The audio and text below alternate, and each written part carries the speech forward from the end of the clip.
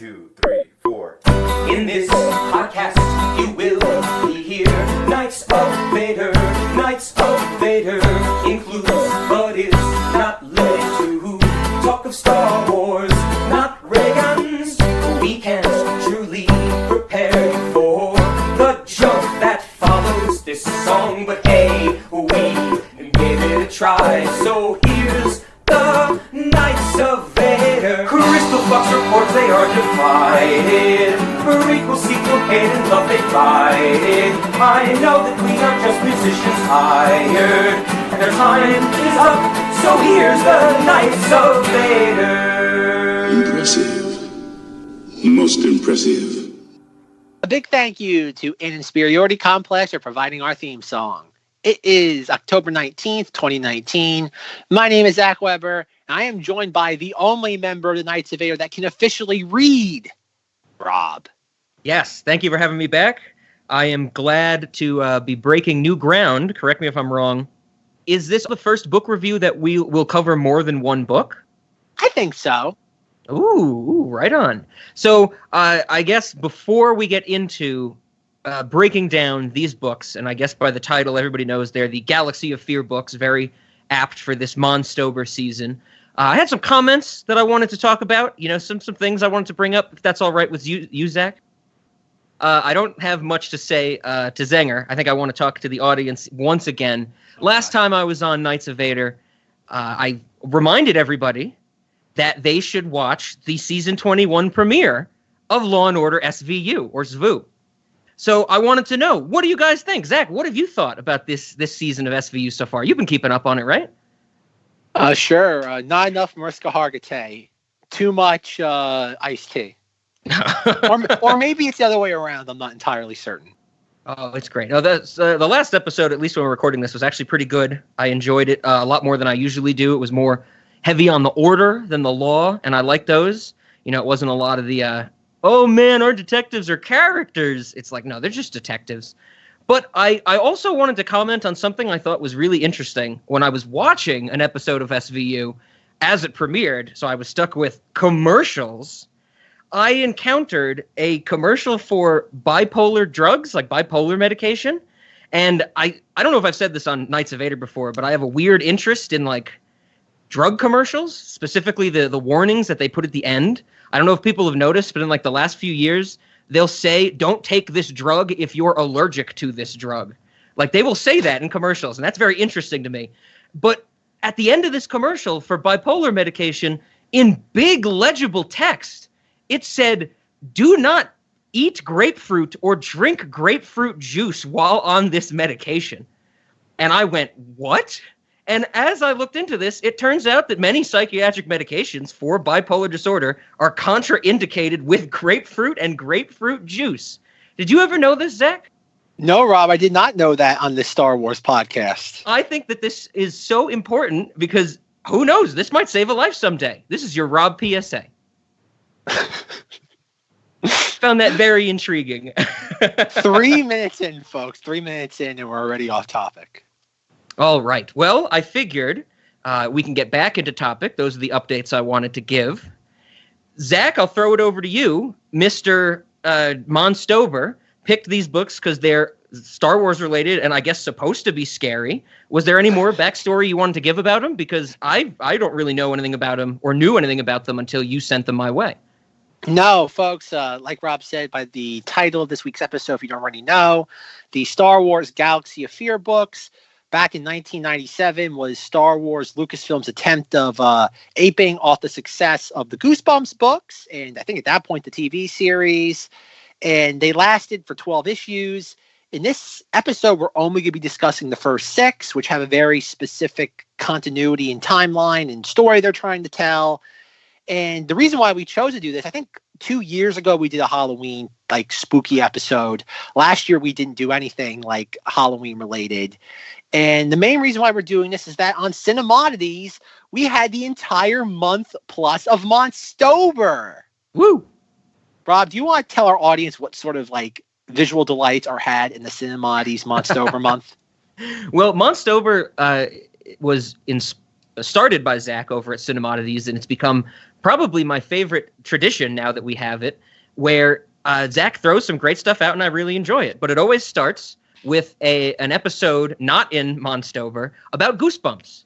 After you get through the Goosebumps, with a lot of Zach sighing and me also sighing this year, surprisingly, then we get into the great, I think the way that I was thinking about it was, we did a lot of sequels. So we did Halloween 3, we did Texas Chainsaw Massacre 2, but then we covered bonkers things like Ted Bundy movie. And yet bonkers is the best way to describe that. It's not very serious, if you might imagine a serial killer biopic would be. And then, of course, we went and discussed and argued for, 7-8 hours about the good old Shining movie by Stanley Kubrick. And it's great fun. If you haven't checked it out yet, I strongly recommend it. Shameless plug. No shameless plugs for Cinemoddities here because it is Monstober. No shameless plugs for Monstober during the month of Monstober. But yes, folks, if you're inclined to listen to anything Goosebumps related or anything kind of like spooky macabre, go over to Cinemoddities. You won't be disappointed. By the time you're hearing this, the entire month will be out for you to listen to. Nothing will be behind, I guess, just waiting to be released, because we're recording this episode knowing that it won't be the next episode to come out, because the next episode to be recorded, actually last week's episode, was the Rise of Skywalker trailer. After everything you just said, Zach, and how many times you said episode, I would like to quote Shelley Duvall from The Shining. I'm very confused. I'm not going to hurt you. I'm just going to bash your brains in. I hope somebody understood what you said. That there was a lot of the uses of the word episode in there. It's fine. It's fine. Everybody's used to my nonsense. See, folks, it wouldn't be a book episode unless it's a stream of consciousness from me. That's one of the hallmarks, too, of the book episode. If you're not confused at some point during the conversation, you're not doing it right. But no, Rob, we have the Rise of Skywalker trailer will have been out, God, for like a week plus by now. But obviously, we haven't seen it yet. So I want to, apparently, I don't think I told Rob this. I don't think I told the audience this. Well, I might have told them last week. But apparently, from what I've heard from the grapevine, in friend of the show, John Justice, author of the Embark books, buy them now on Amazon or Audible. He told me that according to what he's read, and don't skip ahead, that apparently much of what has been leaked so far, as in what we've reported on Knights of Vader, is not true. So a bunch of that stuff about like Rey Skywalker being the final like line of the movie, the film opening up with Luke and Leia like a flashback, like sparring with each other, that's not true. So hopefully none of it's true, because I don't want, a lot of that stuff sounded horrible, and I'm kind of glad that it's not true. I know it's still kind of not relevant now, but fingers crossed that the trailer kind of crosses a bunch of that stuff off and at least points us in whole new directions. Hopefully. Interesting. That's interesting to hear, and I think that leads perfectly into our thesis for this episode, that episode 9 is going to focus solely on the characters of Tash and Zach Aranda and their Uncle Hool and droid DV9, right? Yes. Like Project Starscream is going to come back. Darth Vader's going to come back. Emperor Palpatine's going to come back. Borborygmus Gog is going to come back. Rob's possibly new favorite character in all of Star Wars canon, right? We are going to have to get into what I think the choice of that name means in this book. Folks, we have to get into the etymology of the name of this main villain. It's insane. Yes, folks. He was very upset by that. I got a text message one night being like, is this what the character's name is? This is who the villain's name is? It's so stupid. Oh, but I don't know. I don't want to jump ahead because we don't get to learn that till the 4th book out of the 6 we're discussing. Yes. All right. So Galaxy of Fear, like we said, it's Star Wars version of Goosebumps. I think that tells you all you need to know about it, though. But Rob, with that, I guess we'll probably do a little breakdown of each book, because you probably can sum up most of them in about each book could be summed up in about 2-3 sentences. I do have summaries for each one that I'll read. Some of them are a little longer than 3 sentences, but I think they do a good job capturing the essence of the book, or the plot of the book, and my feelings on it. All right, Rob, why don't you give us a breakdown of each of these 6 books? All right. So the first one. So I guess the thing I did want to say, these all came out in 1997. So all 6 came out in that year of 1997. I think like 7 and 8 also came out in 1997. But the first one, or I should say the first 6, as Zach said, form an arc. And the first one is called Eaten Alive. And here we go. This is my summary. Zach and Tash are Alderaan refugees that are under the care of their Uncle Hool. Tash is interested in the Jedi. They go to a planet that just seemingly appeared, Devoran. Oh, and I want to say, correct me on any pronunciation, Zach, if I'm getting any of these wrong, or if I can get them wrong. Oh, sure. Okay. It turns out that the planet is alive and eats people, with a race called the Enzine as its symbiotes. Zach and Tash discover that the planet and the Enzine were an Imperial experiment, and they are rescued by the main Star Wars crew. So Luke, Leia, Han, and Chewie, R2-D2, and C-3PO, there are special guests in this book. And then the end twist is that Devoran disappears and reappears in the Outer Rim. So the planet that eats people is somewhere in the Outer Rim. And this brings me to kind of something that's going to be in each of these summaries and something we're going to have to talk about. When we say that these books are inspired by and modeled by Goosebumps, we mean that down to the structure of the story. I don't know how much Goosebumps Zach actually read when he was younger, but I read all of them. I read all of the original series and a little bit of Goosebumps 2000s, but that was different in a lot of ways, and I started to get out of those books as I got older. But Goosebumps is hallmarked by a few things. Kids encounter a creepy premise. In some way, there's some negative force, whether it be an entity, a power, an evil camera, that influences their life in a negative way. The second thing is that every book ends on a cliffhanger, that the thing that they thought they beat the evil, but it's back, but it's, lurking in the shadows. And the third hallmark is that, remember, the second hallmark was that every book ends with a twist.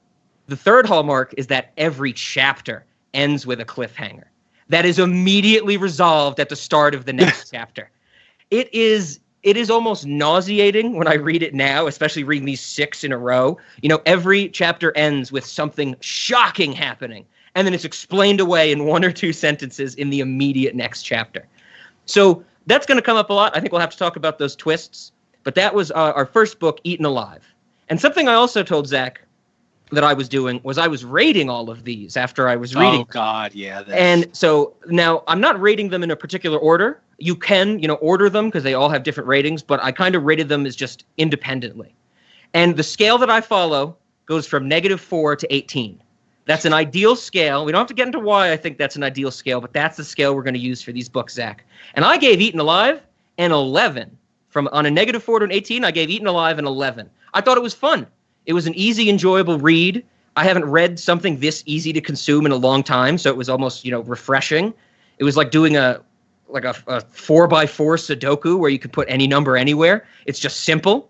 And it's got children's books cliches, but, I didn't think any of the setups and payoffs were really egregious in this one, but that's going to change as we get into the later books. Are you ready for me to keep going, or did you want anything you wanted to? Did I miss anything that you thought? No, I think you described it quite well, because these books do follow a very specific pattern after a while that's really hard to ignore. Oh, yeah. So right. The second, yeah? Yeah, go ahead. Okay, second book is City of the Dead. The gang is dropped off on Necropolis. I mean, come on. I should have known by this point that this guy had no ability to name anything. The gang is dropped off on Necropolis by the Millennium Falcon so they can procure a new ship, because the ship, something happens to the ship in the last one. Zach makes a fast friend and is dared to go into the Sacred Cemetery, which leads to the gang getting caught up in another weird event, raising the dead this time, with a background of Boba Fett looking for the mad scientist Evazan. Evazan. Zach gets captured by Evazan and is possibly exposed to his experiments, but the gang escapes and gets a new ship. The end twist is that Zach may actually be a zombie. I do want to say, Zach, did you want to read these books just so you could hear me say your name a lot more? I want on the record that Zach Aranda spells his name differently from mine, so there is some differentiation there. Yes, so, okay. I gave this one, on a scale of -4 to 18, I gave this one a 9. The luster was coming off on this one. I thought this one was a little more, it tried to stand on its own as a book, but tried to be too connected to the first, where, they recap the first book in the first chapter or so you know the story, but then the main point of this is like Zack is like, the dead people are coming to life. Everybody, we need to stop the dead from rising. And everybody goes, no, you're just imagining things, blah, blah, blah, blah, blah. And it's like, this is exactly what happened in the first book, but with Tash. Tash was like, the planet's eating people. And everybody goes, no, you're just imagining things. And I'm like, wouldn't they be a little more cautious now? So it was falling apart. And that's every single book. Something happens and all the characters mock that one particular character for observing that. And then by the end, they all recognize it. And then they completely forget about what happened in the previous book or installment. Oh, yeah. Yep. Zack is exactly right. And that's why my reviews are going to get a little snarkier from here on out. The third book is Planet Plague. This is the first one. So I guess I didn't mention the first two books actually had the same release date, and it was January 1st, 1997, which I find that really weird that a book came out on New Year's Day, but whatever. Planet Plague came out 3 months later on April 1st. In Planet Plague, Zack is sick from the events of the last book, so Hool takes them to Ma Dala, which has a grand medical center that is apparently run by an old friend of his, of Hool's. They are only able to get onto the planet through a blockade, an Imperial blockade, because they have Evazan's ship. Tash starts to think something is up while Zack is put in a back-to-tank. I actually like that scene. And eventually they uncover a plot of the evil scientist that involves a virus that encases victims in goo, eventually turning them into slime balls that work to repeat the process. The guest appearance is Wedge Antilles, and I don't know who that is. The end twist is that there will be more books in the series. On a scale from -4 to 18, I gave this one a 0. This was so stupid. I did not understand this book, primarily because if you remember, what I just told you was that the nemesis is slime balls, like literally balls of ooze. That's how they describe them in the book. And the first 2 times they encounter these things, people are just like, these balls of slime touched me and it's tough to get off. And I'm like, what is happening? I'm like, what's going on in this book? And it was bad. It was really bad. All right. Number 4 takes a slight upturn because I was just fully encased into, knowing this was going to be horrendous at this point, after the halfway point of book 3. 4 is called The Nightmare Machine. Oh, here we go. I think this might be the longest one because this is where we learn the scientist's name. Our rambunctiously depressed sibling heroes are dropped off at a hologram amusement park by Hool because that's this book. At the beginning, they go into the nightmare machine and are told that it causes people to experience nightmares. They literally tell us that the rest of book will take place in a nightmare. This book is my nightmare machine. A sibling suicide pact saves the day. It is revealed that the main evil scientist villain is named Borborygmus Gog. Borborygmus is the technical name for stomach rumbles, which is absolutely true. I think Gog is either a reference to the word agog, which means eagerness and curiosity, or to some biblical mythical stuff that I decided was not worth my time to get into in this summary. Why did I even write this in this summary? The guest appearance is Lando Calrissian, played by Billy D. Williams. The end twist is that there will be more books in the series. And I gave this one was so stupid, I loved it. Because like I said in my summary, they literally go, this machine will cause you to hallucinate. And I'm like, okay, that's the end of the book, that it was all an hallucination. And then that's what it was. Like, there was nothing to this book. It was so shallow. It's the perfect example of the bare bones of what a Goosebumps structure should be. On a scale of -4 to 18, I gave this a 15. For that exact reason. This should be in a museum somewhere. Like, this should be in the Library of Congress as a great example of everything that was wrong with children's books in the 90s. I did want to ask Zach, since Lando is the guest in this, I totally pictured him as Billy D. Williams, right? Like, there's no other way to do that. Yeah, no, he's Lando here. Yeah, you can't be thinking of, like, I would, if somebody read this and was like, yeah, I thought of Childish Gambino, be like, what is wrong with you? Sure, why not? All right. 5th book is Ghost of the Jedi. Oh, the gang goes to Jabba's palace on Tatooine to find a way to contact the Rebel Alliance and are led to an abandoned station called Nespis 8. There they meet up with Force Flow, who I'm realizing now I did not mention any other summaries. Yeah, Force Flow is there since what, book number 2? Yeah. So they meet up with Force Flow and fortune seekers that are searching for the lost and cursed Jedi library. Of course, they find the library and uncover that it's not actually cursed, but it's a trap set by Borborygmus Gog to steal people's life force. Gog was Force Flow the whole time because, obviously. Tash has a moment with the Force Ghost stuck in limbo at the library, and she does a Force thing and stops being mopey about her dream in the last book. We're going to get back to that story. I hated that plotline. Gog is thrown into a seemingly bottomless pit. The guest appearance is maybe Aiden Bach, possibly a disgraced Joe Camel that now goes by the name Danik Jericho, and definitely the trash compactor monster from the first movie.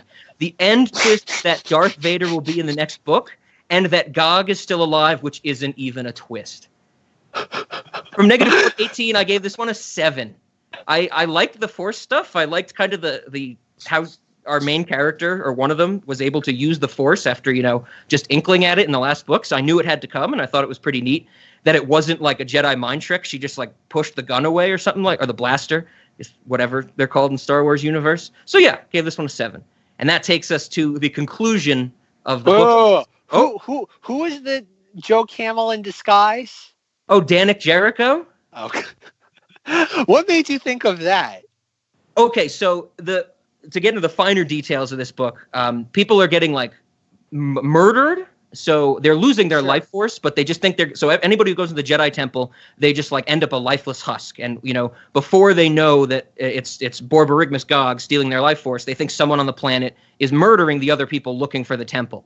And someone goes and gets murdered, and they're like, well, we were all together, so it couldn't have been us. The only person that wasn't there was this guy named Danik Jericho. And so they go to confront Danik Jericho and interrogate him, and he takes them to a little a hut or a rock outlay or something like that. Oh, okay, and now I know. Ready? Okay, Here we go. I wrote it down. Oh God, I set him up for this. Folks, I'm so sorry. I'm so sorry. Literally a quote from the book. Danik produced a long, thin reed from his vest pocket, a pipe. I confess that I have acquired a rather unpleasant habit. I smoke tobacco. We'll come back to that. Although I find the habit detestable myself, I have been unable to quit. In order to hide this personal failure, I prefer to smoke in private. This comes out of nowhere in this book. How do we know he's not the murderer? And he's like, I am ashamed of my addiction. And then there's even the line where the droid's like, there's a lot of ash here, sir. He definitely couldn't have smoked all this, and committed the murder. And I'm just like, oh my God. I'm like, what is going on? So I forgot about that. Is this established that you can smoke something in the Star Wars universe called tobacco? He spells it T''BAC. So it is literally a contraction of tobacco. They did that a couple of times with stuff in the back during the 90s. I know in Heir to the Empire, Luke Skywalker talks about how Lando Calrissian introduced him to the drink of hot chocolate. Yeah. So yes, every once in a while they would do something really astronomically hammy and just shove it in somewhere. I get it. It's a wink and a nod to the audience, but yes, as of now, I don't think they do anything like that. Okay. They think they're too clever for that nowadays, but in the past, I guess they would do that. This was before Death Sticks came out in episode 2, yes, right? This is before Death Sticks. So can we assume that the Death Sticks were tobacco? I think Death Sticks would be more like Molly, but that's just me. Okay. Right on. Who's the ghost character you were making fun of? Aiden Bach. Aiden Bach. And I had no idea who that was. So that's why I said the guest appearance is maybe Aiden Bach, possibly Joe Camel, and definitely the trash compactor monster from the first movie. And yes, I believe it's the same trash compactor monster. What do they call it? It's something ridiculous. They might as well call it a graboid, but it's in the water, Yeah. Yeah, the trash compactor monster. It has a name, but I'm not going to look it up. Yeah, they say it in the book. Yeah, I don't remember it, though. Okay, it's trash compactor monster. You're right. All right, that takes us to the last in this arc. Book 6, Army of Terror. Hool takes the gang to Kiva, which is a planet that supposedly has no life. Their ship is shot down by an automated weapon, and the gang heads to the laboratory on the planet, which is Gog's headquarters. In the lab, they find a baby that only says the word Eppin, so they think that's his name instead of realizing the blindingly obvious twists that's going to come in about 70 pages. Han, Chewie, Luke, and Leia show up with rebel soldiers looking to destroy Project Starscream as well. That blew me away. I was like, of course they need to get them back involved. As they head back to their ships, Eppin eats rebel soldiers and gets bigger and older, but no one realizes this because the book isn't over. Darth Vader shows up to crack skulls. Oh, yeah. Oh, I wrote, oh, yeah. Oh, yeah, there are wraiths, which are the remnants of the life on this now lifeless planet, and all of Hool's backstory is revealed as if the author forgot he hadn't told it yet. Darth Vader sits down for story time with Tash and Zack. Gog shows up somewhere in there and reveals Eppin is a weapon. Duh! Gog kills Eppin. The wraiths kill Gog. No one kills Darth Vader. The end twist is that Eppin is still alive. And I gave this an 8 on the scale. What'd you give Ghost of the Jedi? Ghost of the Jedi was a 7. That was a 7, okay. So the lowest ranked one is the Goo Monster story, Yeah, Planet Terror. that got a 0. Planet Plague. Planet Plague, that got a 0. I got a 0, okay. Then the next lowest one was Army of Terror. Or not Army of Terror, it was Ghost of the Jedi. Yep, so that was a 7, yep. Okay. Just making sure I'm putting these all in perspective, folks. Yep, and then this book 6 got an 8, book 2 got a 9, book 1 got an 11, and book 4 got a 15. Good Lord. Good Lord, folks. So I guess since we just reviewed this one, and I guess this would be the freshest in both of our heads, Army of Terror, since we read it last. I'm assuming Zach read this in order. Yes, yes, he did. How loud was your scream when you read that the baby said Eppin and they thought it was its name? Like that I literally wanted to punch the book or the printout that I had when I read that. It was so glaringly obvious. It's like Eppin, Eppin, Eppin, and Hool's like, put that thing down. This is our enemy's base, and they're like, oh, but it's a baby, and I'm like, it's a weapon. I'm like, he didn't even do cleverly. He took one letter off of it. No, he took the A out too, and he added an additional P. He was hoping that no one in the audience would say the word out loud, that they would just read it. These are children, Rob. They're stupid. Oh my God. That was probably the most offensive thing to me in this whole series. Yeah, I hated that. And then when it's revealed later, because it's literally like the lines are next to each other, Eppin, weapon, I circled it and wrote an expletive. Oh, Rob. All right. So my opinion on this series, Rob, so overall, Rob, what is your opinion of this? Is this a decent Goosebumps knockoff, or is it subpar, or is it just par for the course? I would actually say this is a grand Goosebumps knockoff. I think it follows the formula perfectly. I think that's why I had a lot of fun reading them. You know, I never was I got angry with them like I just described, but I was never really dreading reading it because like I said, they're easy to read. Like I was able to sit down and bang out the shorter ones in an hour and a half. And it's like, wow, that was just a quick story that, mildly offended my literary nature. And so overall, I thought it was good fun. The other thing I do want to comment is I don't think I mentioned it in my first summary, but the main characters we follow are Alderaan refugees. Like they were people that were from kids that were from Alderaan that weren't on the planet when it blew up. And I thought that was a really neat setting for our characters. And that kind of kept me going most of the way because it was like, oh, wow, they can play with that in some neat ways. They only played with that in neat ways maybe a handful of times, but it's still, it lent itself to some neat ideas. Rob was pretty content with this overall. I had this idea, folks, because it basically came down to two things. It came either this or doing the Death Troopers book, which is about zombie stormtroopers on a derelict ship. And I realized, that's too easy. And a lot of people have covered that. But I realized I've always been aware of the Galaxy of Fear book. I can still remember back in the day, when I was younger, going into Walmart, a Walmart that's not there anymore. And I can still remember seeing the cover of the Eaten Alive book. Because it was the very, I imagine most people, if you type it into Google right now, you probably would recognize the cover too if you were around during that time period. That book was always on the shelf, I guess because it was the first one. But considering that I didn't get involved with Star Wars until obviously 99 and later. So that book was on shelves for 2 years plus after its publishing date. Mm-hmm. So this series must have always been popular to some degree. It probably only died out because Goosebumps died out along the same time. Because again, Rob, you're the Goosebumps expert here. Was Goosebumps dying by this time, or where was Goosebumps in 1997 and 8? It was still going. I think this was when it was getting heavy into like, the eras of the stories that did get sequels were on, like probably Night of the Living Dummy 4 was around this time. So it was definitely getting up there. And then I think it was in 99 when the original Goosebumps petered out and Goosebumps 2000 started, and that kind of revamped it. Okay. So this was near the end, last year or so, I'd say.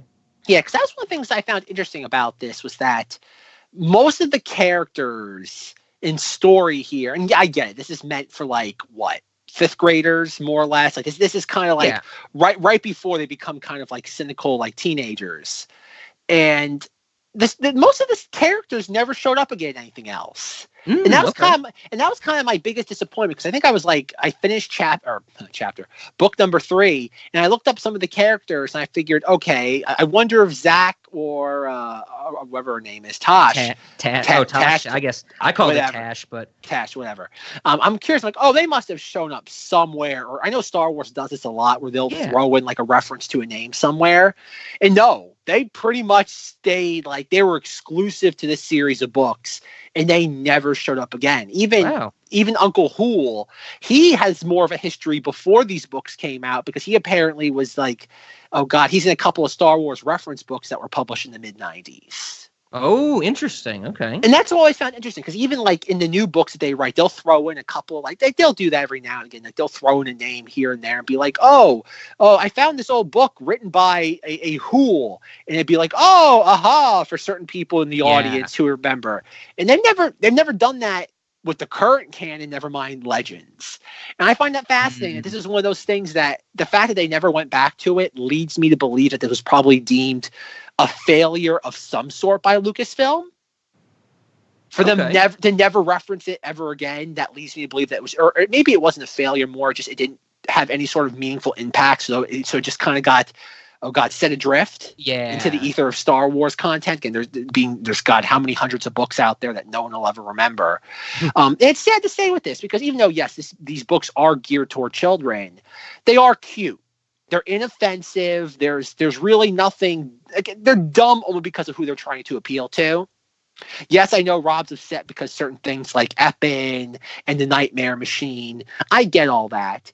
But there are certain stories that I was looking at, and you don't really have all these books. The only one that I genuinely liked was the second one.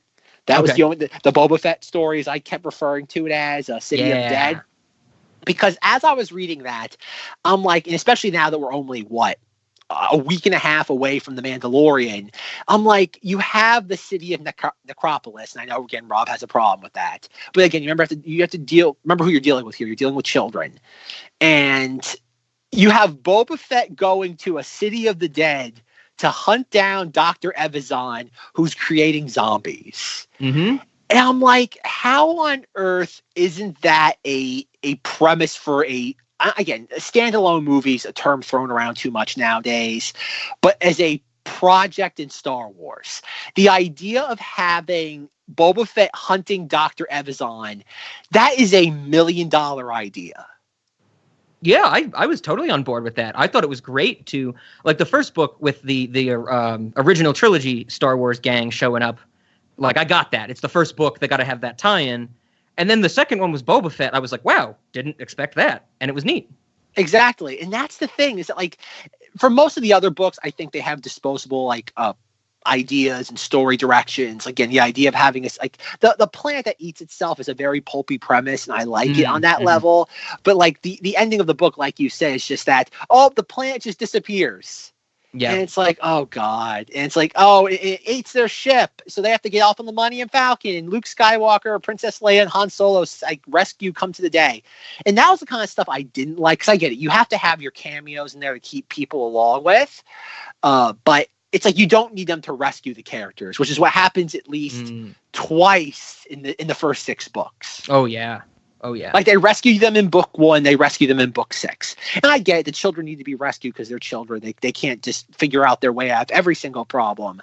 But it's weird because as I was like, because I knew the 6th book was a supposedly was going to be a quasi like wrap up of the storyline from the first book.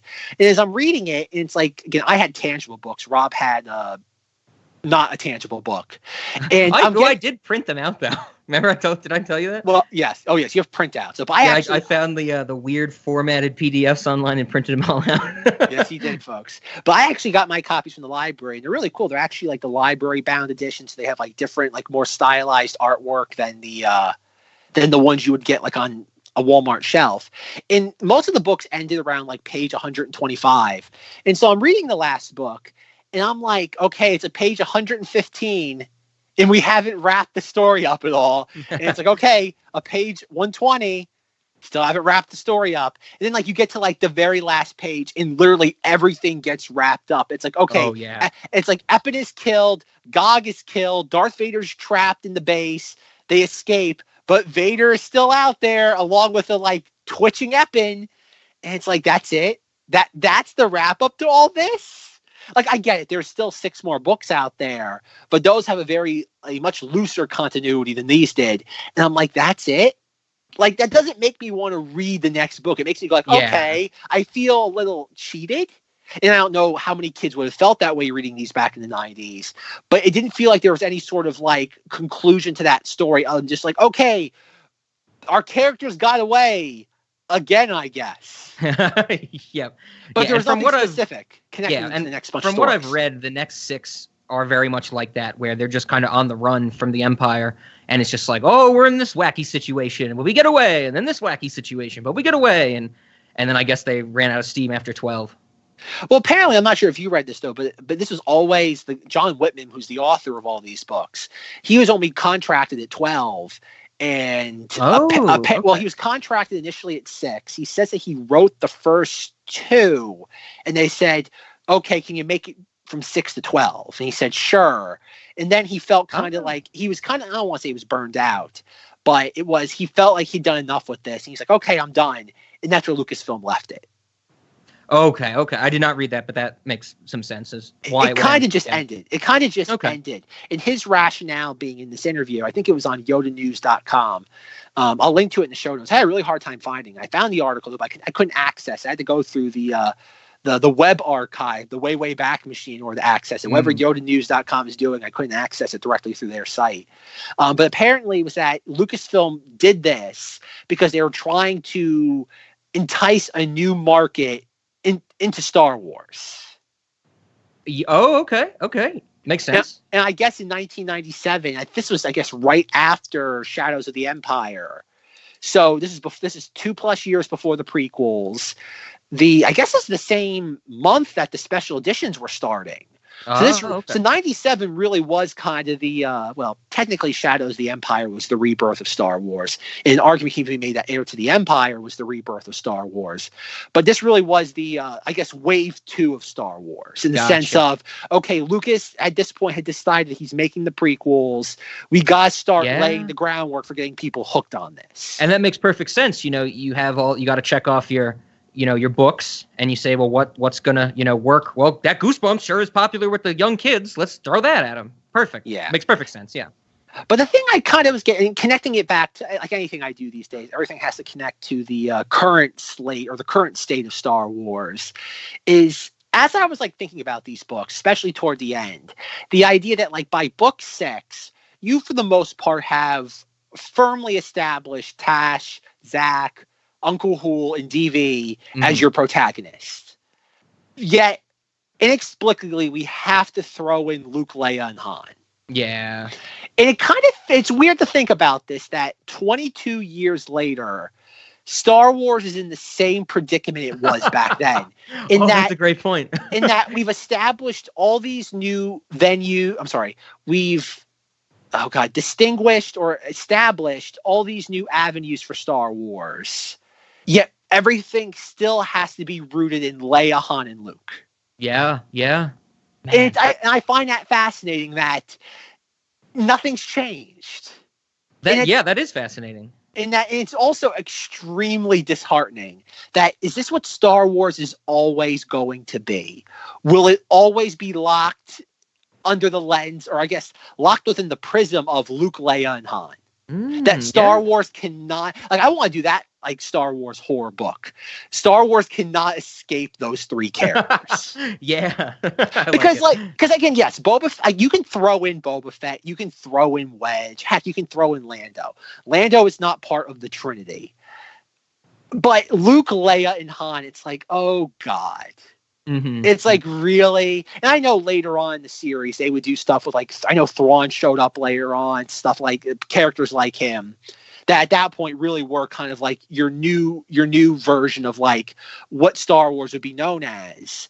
But it's just that it's like, I don't know, it's this idea that maybe the man babies who are constantly whining, and as how Disney labels them, the ardent fans, maybe not that they're not wrong, but clearly the people in charge don't want to change their minds.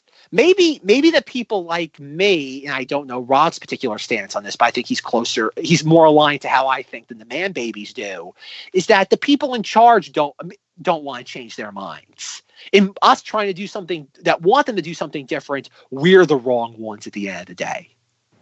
Yeah, I would agree with that.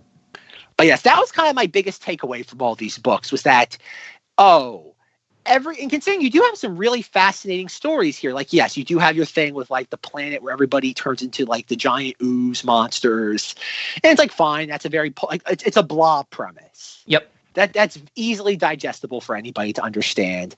But some of the stuff that really became more Star Warsy, and probably my second favorite book, and the rest of them you can kind of, I think they're more or less disposable, being The Ghost of the Jedi.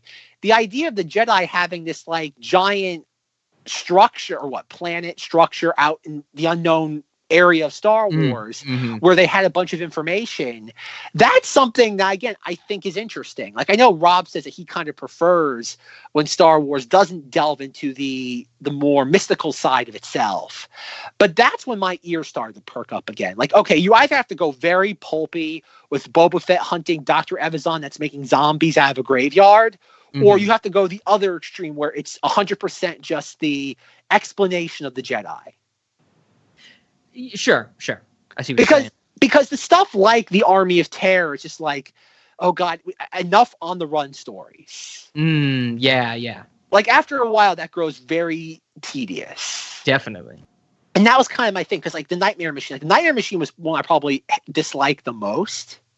I mean, that makes sense. Well, yeah, because you can like, from the very beginning, like, like, they explain the plot, the twist in the first 30 pages of the book. Yeah. And you're like, there's no twist if you explain it. Like, imagine you're watching Psycho and Norman Bates gives Janet Leigh a room based on, like, dressed as Norma. Yeah. It's like, no, like, you cannot sell your twist in the first, like, third of the movie. That's not how twists work. Again, I get it. It's for children. You gotta lay groundwork. But the weird thing is that they give away the twist and they lay more groundwork to explain it. And it's like, no, it's like, why? Like, I get it. I'm an adult. I shouldn't be reading this. But, like, the kids aren't that stupid either. These books aren't for us. Yeah. But yeah, that was kind of my biggest thing with these books, is that they're cute. You can pick them up to this day. They're inoffensive. But for the most part, oddly enough, they're very reflective of what's currently going on in Star Wars to this day. I didn't think about it that way, but I got to give that some thought now, because that's a really good point you bring up, for sure. They can't escape the ties of the original movie. And when they do that, though, it's like, okay, you have to throw Darth Vader in. That's what I do have to give this book credit for, or books, is that Vader, I'm starting to learn over time, that Vader has to be used very sparingly. That if you throw, like, Vader is so much of like oh God, what's the example that people used to use? I think it's in that, no, it's Lord of the Rings. Was it Lord of the Rings with the Eagles or whatever it is, where it's like, it's the Deus Ex Machina? Yeah. Vader is almost like the antithetical Deus Ex Machina, because anytime he shows up, he sucks the air out of the room. Definitely. Because it even happens in this, that, like, okay, you have Epin, who turns into, like, this giant, like, purple, like, rage monster, and then Vader shows up in the room and it's like, okay, this thing doesn't have a prayer of surviving. Mm-hmm. Because Vader is such a force of nature within Star Wars. There's practically nothing that can stump him. Yeah, I felt the same way because, Gog is like, it's undefeatable, blah, blah, blah. And the rebels are shooting blasters at it. And one of the kids is like, oh, no, we're in a jam, aren't we? Golly gee. And then Vader shows up and whips out his lightsaber. I'm like, of course. Of course. Yeah. And I think it's clever, too. The book makes a very big point of that even early on in the series, being like, oh, Vader has command of the Force, something that I have no knowledge of, but I will soon make him, oh, God. I will sit there and strip him of that. Yeah. And I get it. Like, a Vader is that sort of character. So, like, even, again, as we know from Rogue One, you cannot have Vader in it too much because he'll just steamroll over everybody. Mm-hmm. Mm-hmm. I think it's interesting that this laid the groundwork for that, whereas you got books and things later on in Star Wars Legends at the time were canon, where Vader is allowed to be that steamroll. So sure. I do have to give it credit within Star Wars literature or just Star Wars content that they did know when to kind of let up on the reins of that sort of thing. Mm-hmm. Yeah. And even having Luke, the fact that this is pre-Empire Strikes Back Luke, so he is for the most part a novice when he comes to the Force, and he's more or less just as ignorant as Tasha is, because I think Rob kind of laid it out very cynically, but she's very Force enabled. Oh yeah, and that's kind of her arc through these 6 books, along with the main one, is that she learns more about that and how to use it. I liked, though, in the first book too, where they encounter Luke and she's like, I feel connected to this person, and they have a little bit of dialogue, and she says something like, Luke, what's the Force about? And he's like, hell if I know. And I'm like, that's neat. I'm like, that's cool. It's not like, this isn't gonna help her any quicker than the journey would have, type of thing. Yeah, this is also a time, too, that, yes, you did have a bunch of Star Wars books in this time period, but this was only 14 years after Return of the Jedi. So you didn't have the daily, this was all written at a time before the prequels were a thing. When they talk about the Clone Wars and Vader's extermination of the Jedi, there was none of this, even though it was always hinted at back then. There was never this very firm idea of what we see in Revenge of the Sith, where Anakin strides up the temple and just murders all the Jedi. That was not a definitive thing at that time. It was always hinted at based on what Obi-Wan says in the first film. But it was adding more to that, just it was adding very thin layers to a story that nobody really ever had a firm grasp on. Yeah. Yeah, it's funny how you got to look at some of these stories under that lens. We take having so much content for Star Wars for granted nowadays, where back in 97, you didn't have that. You really didn't. Time.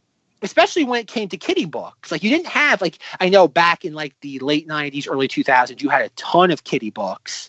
But back then they were, I don't want to say they're few and far in between, but to have something that kind of took Star Wars this seriously wasn't an everyday thing, where nowadays there's a new Star Wars book every month. Or almost every month. And nowadays the content is designed for anybody to read, basically, as long as you have, everything's basically written at an 8th grade reading level. Whereas back then you really had to kind of sit there, some of the stuff, oh good Lord, the original Thrawn trilogy isn't dense. You really have to have a grasp on what Star Wars is, as just, I don't want to say you have to be a student of the films, but you have to kind of know the intricacies of that. Because even back then too, whereas now, if you're reading a Star Wars book today and they name some alien creature name, you can go into Google or Wikipedia and type in, you'll know exactly what you're talking about. But back in 1997, you're 8 years old reading this, you don't have the luxury of typing it into Google and saying, oh, that's what a Shido looks like. Yep. I actually, that was one of the things that I got why they were doing it, but in all these books, as descriptors of certain things or characters, there would be a few instances in each book where it'd be something like, this character, Tash turned the corner and she was looking right into the eyes of a Jabubu monster. And I was like, okay, I have no idea what that looks like, but okay. And those instances, I didn't look them up, but it was I didn't know if that would be something that, like you said, back in 1997, people would even know. It's just kind of more of that set dressing, it seems. Yeah, and that's kind of where, nowadays when they write these books, the writers or the authors have everything at their fingertips. So like if they want it, like what will happen is like they'll write a book, and I don't know this for certain, but based on some interviews I've read, like once they've submitted like their first or second draft, the story group will go in there and plug in different aliens. Be like, okay, we want this alien here because this, like let's just use for example, because I think I reviewed. Well, the episode went out a couple of weeks ago. I read the book a couple of months ago. Like with Black Spire Outpost, it's like, oh, like the author will write, okay, character or alien XY is here, and then the story group will say, okay, we're gonna plug in the Jabubu monster because we have another comic book about Galaxy's Edge, and that character it shows up 2 days before the events of this book. And so everything there's this grand level of continuity that unless you take copious notes of it all, you'll never really appreciate, or unless you're just lucky enough to read all this stuff. Exactly. Or you consume all the content. And that's that's why with something like this, the idea that you have a pre-Empire Strikes Back Boba Fett where like Hoole's trying to recruit Boba Fett to do some sort of job for him, and Boba Fett's not on your life. Mm-hmm. Yeah, oh, that's right. Yep. The idea that Boba Fett wants to keep both sides open because he doesn't know what side he's playing for. Yeah. And that's neat. Especially back in 97, you had a couple of the Tales of the Bounty Hunter books, which I never read any of those. But no, you did have that kind of out at the same time, give or take a couple of years as these books. It's coming back to me. There's that small scene in City of the Dead where Boba Fett and Zack are like encountering the dead rising from the graves, and Boba Fett gets his helmet knocked off, and Zack's something like, I could just turn around and see the face of like the most notorious bounty hunter the galaxy's ever seen, and then he's like, and then Boba Fett put a blaster to the back of my head, and Boba Fett's like, I'm gonna blow you away, kid, if you don't give me my damn helmet. And I was like, whoa, this is actually interesting. That's the part of that's the biggest takeaway I have of these books, like on the content level, was that, like, I know like to this, like there's this weird, and I think Chris talked about it during the Triple Force Friday episode, but the people that have really latched on to Boba Fett, and Boba Fett's like really, you have this weird sort of dichotomy in the Star Wars fan base where like on the surface, everybody agrees Boba Fett is a fantastic design. Like, as the Star Wars equivalent of the Man with No Name, he's perfect. You couldn't make a better space cowboy than Boba Fett on a visual level. But the joke is always he's never done anything. Mm-hmm. Like, we've never seen Boba Fett be a badass on screen. Yet in this, like, as I was reading that book, I just kept saying to myself, kind of like a schoolgirl putting hearts around the boy I like in the yearbook, and I'm like, God, he's such a badass. Like, he is so cool. Like, he is so goddamn cool. And like you said, he does have these moments where, like, how he captured, like, the first time, he thinks he's captured Dr. Evazan, where he, like, kind of, like, takes off his armor and helmet and puts it, like, on a scarecrow. And Evazan's like, I just killed the most notorious bounty hunter in the galaxy. I have the death mark on 12 systems. And then, like, Boba Fett comes out of nowhere and just, like, blows a hole through Evazan. Yeah. I'm like, God, that's so effing cool. I'm like, he's such a bad. Then even like the very end of the book where they talk about like, where I forget who it is, whether it be DV the droid or Tash is on the ship, and they're like, Boba Fett's just there. It's like, you have 2 seconds to turn around and explain why Evazan's not in his grave. I'm like, and the best part. And this was also before Boba Fett was a clone. This is before, like Russ always says, before he became a Kiwi. Yep. It's like this wasn't the New Zealand Boba Fett. This was the very, like, gristled, gruff voice sounding, what if he doesn't survive? He's worth a lot to me. Like, this is all before the special editions. This is when Boba Fett was like the badass that just died because, like, he fired his jetpack at the wrong time because Lucas hated the fact that the fans put Boba Fett on a pedestal for no reason. But like, even toward the end though, where even like Uncle Hoole's like, did you give any thought to what I was saying? And he's like, nah, in your life, old man. And he's like, and it says, like, in the description, Boba Fett fired his jetpack and he was never seen again. Yeah. It's like, oh, he's such a, I thought, oh God, I'm trying to think, what's that movie where it's, oh God, the one character's like, he's such a rebel. He's such a heartthrob. And that's what I felt like. I'm like, God, he's so cool. Right. Like, he is such a cool character. And the fact that to this day, Lucasfilm still does not know what to do with him as a character. Like, I would love to go to Lucasfilm with the second book and be like, you see this City of Terror or City of the Dead book right here? Make a story. You forego all your stupid Luke Skywalker nonsense. Have a book where Dr. Evazan is doing some weird, like, do Dr. Evazan as like Walter White. He's doing some weird ass experiments, like on some remote planet. Something weird's going down. Boba Fett somehow gets into the middle of all of it and realizes that Evazan is working for the Empire. You sprinkle in some Darth Vader for good measure to make sure you keep everybody happy. And you have Boba Fett be the protagonist. You make it, and I know this is everybody's low-hanging fruit for a Boba Fett film. You make it very Dredd-esque. He never takes the helmet off. And if he does, you never see his face. And you make it Boba Fett is like all by himself on a planet filled with a bunch of creatures or whatever evil entities that he's got to get his way out of because there's an evil scientist invaders into some capacity, and then something happens where Boba Fett solves the day and he disintegrates all the creatures including Evazan. In the very last shot of the movie is Vader like getting off his shuttle being like, well done, bounty hunter, but I don't want to see disintegrations ever again from you. And like Boba Fett gives him his card, and that's the end of the movie. Like there is a perfect, make a Star Wars horror film with Boba Fett as your protagonist and Dr. Evazan as your villain. And I know and this is the one thing I do got, I'm not sure maybe if they did pull from these books because Dr. Evazan was in Star Wars a lot, both in Legends and in canon. Oh, okay. But in Rogue One, they say in the visual dictionary, because I think it was some point in that movie, you see a character like walking around, like it's a character that's decapitated, but it has some like device like on its like neck hole. And in the visual dictionary, it says, you know what, I'll pull it out right now, but it says something along the lines of like, there's been sightings of the evil Evazan on Jeddah. And I'm like, so Evazan is still doing his like medical experiments. I think that whole idea of making this a movie, I think that would work out great. I think that, it'd be an interesting dynamic because I thought Evazan was a good villain. He was a goofy villain. He was almost like, to me, he was very kind of an over-the-top Bond villain in the explanations and stuff like that. And then there was some dialogue that he had that I thought was just bonkers and hilarious. Like, I don't have the context written down, but I'll quote right from the book. Evazan chuckled, "True, but I'm the doctor, so I get to declare the time of death." Yeah. Like, I love that. And then the other thing is he's trying to like perform his experiments on Zach, and he's like, before these bugs eat your bone marrow away, I'm going to put you in a coma with this juice from these berries. And he says, that's it, Evazan cooed. Swallow the berry juice and it will all be over.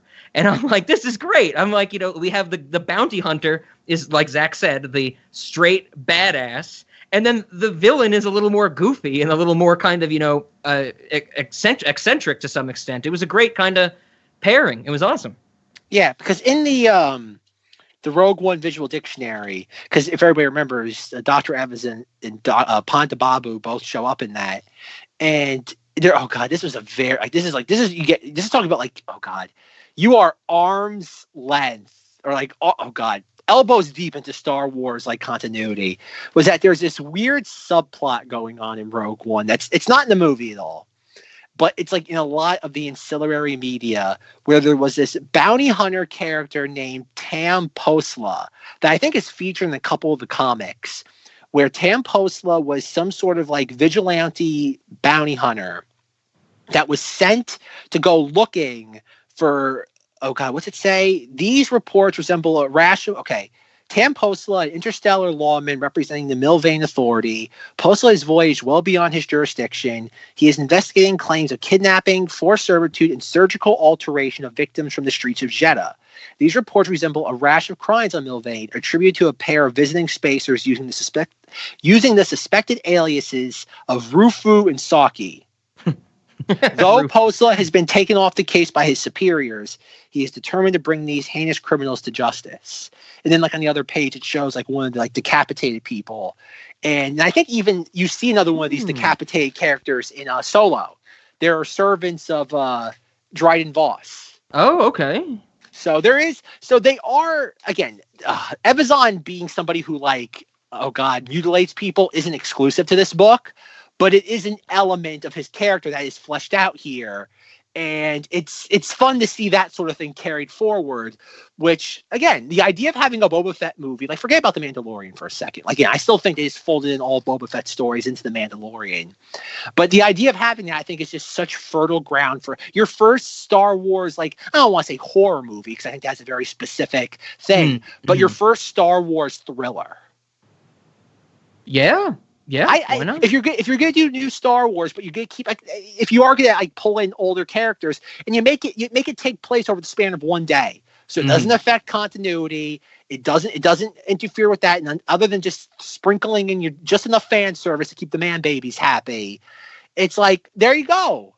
Like, that's not so hard. Like, I feel like if Rob and I were given, Rob, how much money would we ask for writing this movie? I don't know. What sort of donation? 15 million? 15 million? 15 million? Okay.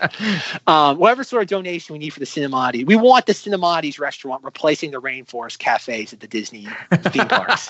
Yeah. We want a satellite or a franchise there. That's what we want. And we'll write the Boba Fett thriller movie. Okay. I get behind that. We're going to do that right now, folks. We're going to, a year from now, next Monstober on Knights of Vader, we are going to pitch that version of the movie. Yeah, we're gonna do a reading. We'll get all the actors together, you know. Yeah, we'll get the original voice actor of Boba Fett. None of this Tamora Morrison nonsense. There we go. Yeah, nice indeed. But yeah, no, most of these books, like, again, I know Rob gave me a very specific rating, so I'm just gonna give random numbers and then just tell what my thoughts on them were. I'm gonna give the first book a 6.6. Again, it's a cannibal story. It's our characters afraid of being eaten. And it's a fun little twist, the fact that the planet's the one that's eventually going to eat them all. And that's a nice way to have them kind of, like, marooned.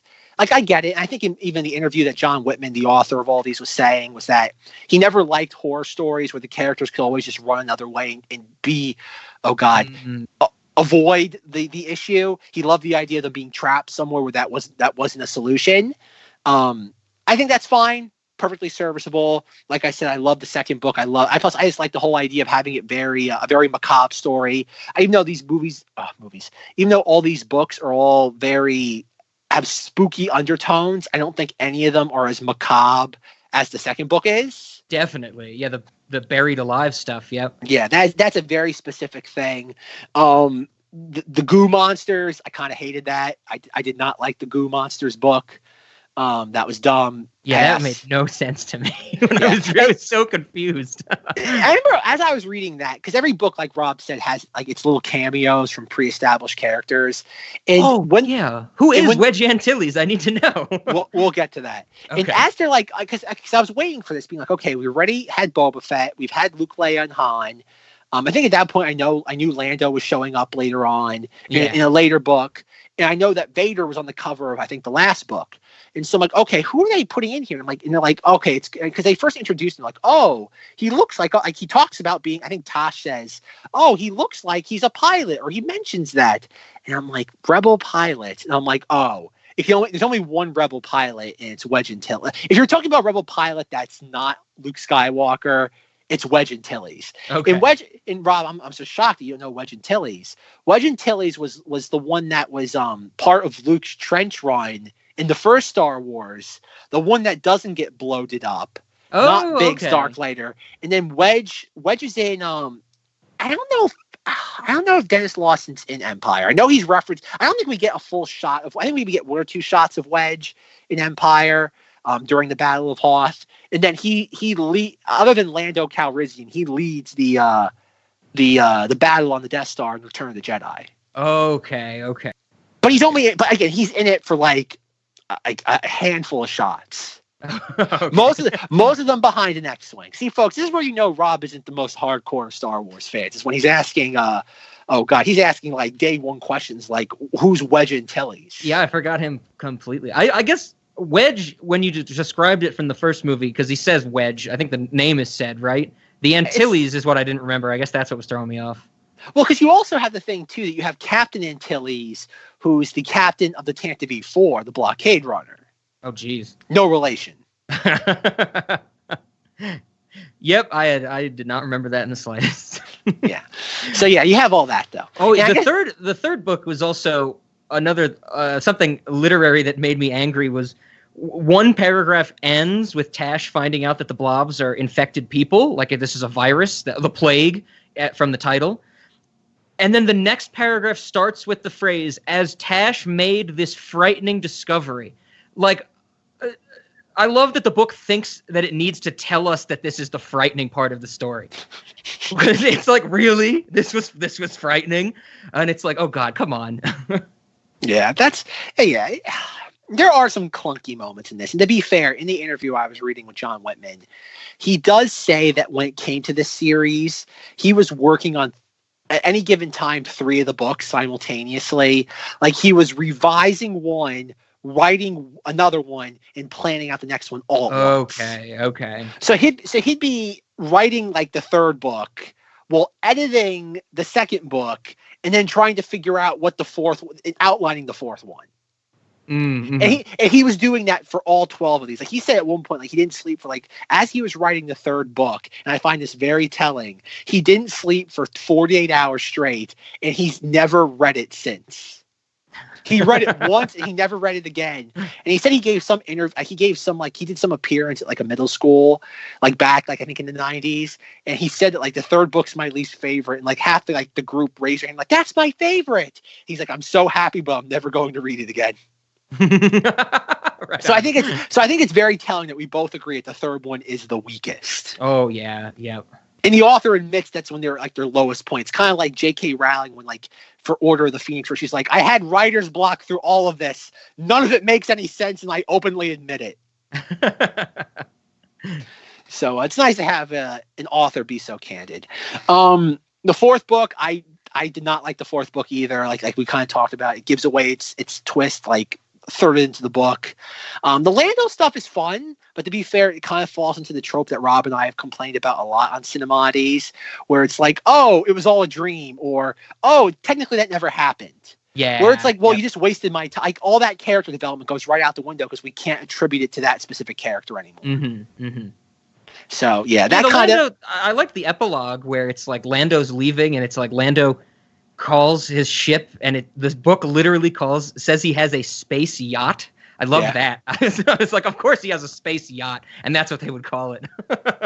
Yeah, and then like they're like, oh, where are you going to next, Lando? Oh, I heard about a Tibinium reserve up in the clouds somewhere. Yeah. And it's like, why don't you just say Lando would later go on to be the administrator of Bespin? Lando will return in Empire Strikes Back. Pretty much. I did like that they have him say his line where it's like, I did have this pretty big move at the Battle of Tanab. I love that they they used his little line from Return of the Jedi. I like that they just, that's a plug-in element. I get it. I concede that. But I did like that. My little move at the Battle of Tanab. So the 4th book is also where it is revealed that the evil scientist's name is Borborygmus Gog. Yes. Did you know what Borborygmus meant before I told you? No, Rob, I'm a filthy casual when it comes to these sort of terms. When it comes to Borborygmus. So Borborygmus is the scientific name for when your stomach rumbles. Seriously. And the name of this character is spelt the same way as the technical term. So it's not like he was even playful with it. So when I saw this, I just lost it because I was like, this is like me naming my child Peristalsis. Like, it's just something your body does. It's not a name. It's a biological term. And so I was kind of blown away by that. But then I started to think about it, and I was kind of like, well, why does your stomach rumble? And your stomach either rumbles because you're digesting something or because you're hungry for something. Like, at least that's when my stomach rumbles. I don't know. Everybody's probably different. Maybe someone's stomach rumbles when it's going to rain in a few hours. So I was kind of thinking about this, and I was like, what is being said here? Like, our main villain's name is Borborygmus. It is stomach rumbles. And with everything we said about these books, I'm kind of convinced now that this is the author's way of saying this is vacuous. There is no nutrition in these books. So all your stomach is going to do while you're consuming them is grumble because you're waiting for something of substance. The other side of that also, of course, could be that it's like, he's the villain, he's consuming things, or maybe not he's consuming things, he's doing these negative things in the universe that are shaking up the story for our main characters, that are rumbling the main characters and the business they're trying to go about. So, I don't know, it could be taken different ways, but never in my life have I seen this. as a name, Borborygmus. Go figure, folks. Yes. Yeah, I guess I think the John Whitman was probably so exhausted he just plugged in any element that was just easy. It is a fun word. If you don't know what Borborygmus is, it could be like, that sounds like it could be some, science fiction or medieval fantasy name, like Lord Borborygmus type of thing. So I get it. That might have been the attraction, but it definitely has a meaning. Yeah, I don't think anybody doubts that. Crazy. So he's definitely gonna be in our Boba Fett thriller, right? As a cameo or something. Oh yeah, definitely. But yeah, that was that sort of thing. I know Rob was very folks. You should see the text message I got that night. Like, he was mad. I got a WTF. I got a WTF Carly Beth from that. That was a visceral reaction. Oh yeah. Again, I think my second favorite was the Ghost of the Jedi, because it does lean into a lot of that, like, really like Star Wars mythology that's easily digestible. Because I don't think I've ever told this story before. The thing about the character that Rob described is Aiden Bach, who's our Ghost Jedi. Spoiler alert in that book, in the 5th book. I wrote him down as a Limbo Jedi. Purgatory Jedi. Yeah, something like that. He's because Tash was the only one who could see him, right? I couldn't tell if he was like a full-on Force ghost or like he was just trying to, because it seemed like he was trying to manifest himself in some way. Well, that's the thing that, like, I know Lucasfilm gets its like panties in a wad with something like this now, because they've made the ability. Because again, when this was written, you did have Force Ghost Anakin Skywalker, and I know over time it became a thing in Star Wars that not just everybody could become a Force Ghost. Okay, and you had to have very, very specific training and be highly disciplined in order to be a Force Ghost. And this was well before that. So the idea of him manifesting, I would imagine if George Lucas saw this, he would not agree with that. That'd be something that he probably would have thrown out. Okay. If he actually had to look at this or vet it to his liking. But the thing that made me like, and this has always been one of those things I found fascinating about Star Wars, and going back to my point earlier, was that one of my first instances of, when I was younger, of Star Wars content that was not specific to the movies was the Star Wars The Clone Wars video game for PlayStation, Xbox, and GameCube. Oh, okay. And I remember when that came out, I think it was the first video game that I ever beat from start to finish. But at that point, every game I'd ever played, I just kind of like started it, like played maybe like a couple hours, get frustrated, and just I never played it again. And that was the first game. So it really had kind of like an impact on me. And I remember at one point in that game, Anakin has to do something. He's on the planet of Renvar. And every time we get a new Star Wars snow planet, I'm always hoping that it's Renvar. And I'm disappointed every single time that it's not Renvar. But that's neither here nor there. And he goes into like a Jedi crypt. And there's a tomb. And above the tomb, and I haven't played that game, God, in like 15 plus years, is a hologram appears of a Jedi, and I'm probably not pronouncing the name right. I guess I should look it up. Okay, let me make sure I get the name right. It's one of the. It's a Star Wars name. The character's name is Ulic Keldroma, and I remember that. I remember that was like a big thing in the game, and it's like Anakin had to learn the power to combat the Dark Reaper project from only one previous Jedi who'd ever been able to resist its power, or whatever the terminology was. Okay. And then I remember just being like, oh, neat. I was how old at the time? 10 years old. I'm like, whatever, Ulic Keldroma, whatever. And then many years later, I looked it up, and Ulic Keldroma is like this character that like was in like dozens upon dozens of like comic books, like books. Like his Wikipedia entry, like I'm on it right now. I just keep scrolling and scrolling and scrolling. Like I honestly cannot list all the times that character has shown up in Star Wars in some capacity. Wow, okay. Ever since then, I've always hoped that like anytime they have a random like Jedi character that's like mystical, like spooky Star Wars stuff, that it's the same equivalent. So when I saw the character of Aiden Bach, I'm like, oh, maybe he's something that like showed up in something else. And I type his name in the Wikipedia, and he only showed up in this book, and he's mentioned in one of the latter 6 books of the series. And I'm like, well, I guess nobody thought he was important. Okay. Yeah, that's why I that was one of the things I was like, should I know this person, or is there a chance I'd know him? But interesting. He was completely just created for this. He was a disposable character. Yep. Yeah, absolutely. Yeah, he was good once he finally like that. This book definitely gets moving once he like can talk to Tash, but all the stuff in the beginning where she's the only one that can see him or him trying to manifest himself. And there's like 2 or 3 scenes that are just, so cliche where it's like, ghost. And everybody's like, what are you talking about, Tash? There's no one else here. And I'm like, this is just as bad as It Follows. Oh, there's someone coming to get me. No, there's not. Yes, there is. No, there's not. Let's run. And I was like, come on. But then once he's there and it's like, this is the deal. This is how we stop Gog. I'm like, finally, give me something that isn't just supposedly suspense. Yeah. That's what I like, because you have some mystery going on there, because you do have the idea of like, oh, you have all this Jedi knowledge. Everybody's assumed that, okay, you have this giant resource that nobody's tapped into for all these years. And it all turns out to be a farce. That it's just where they have books that explode on opening. Is that what it is?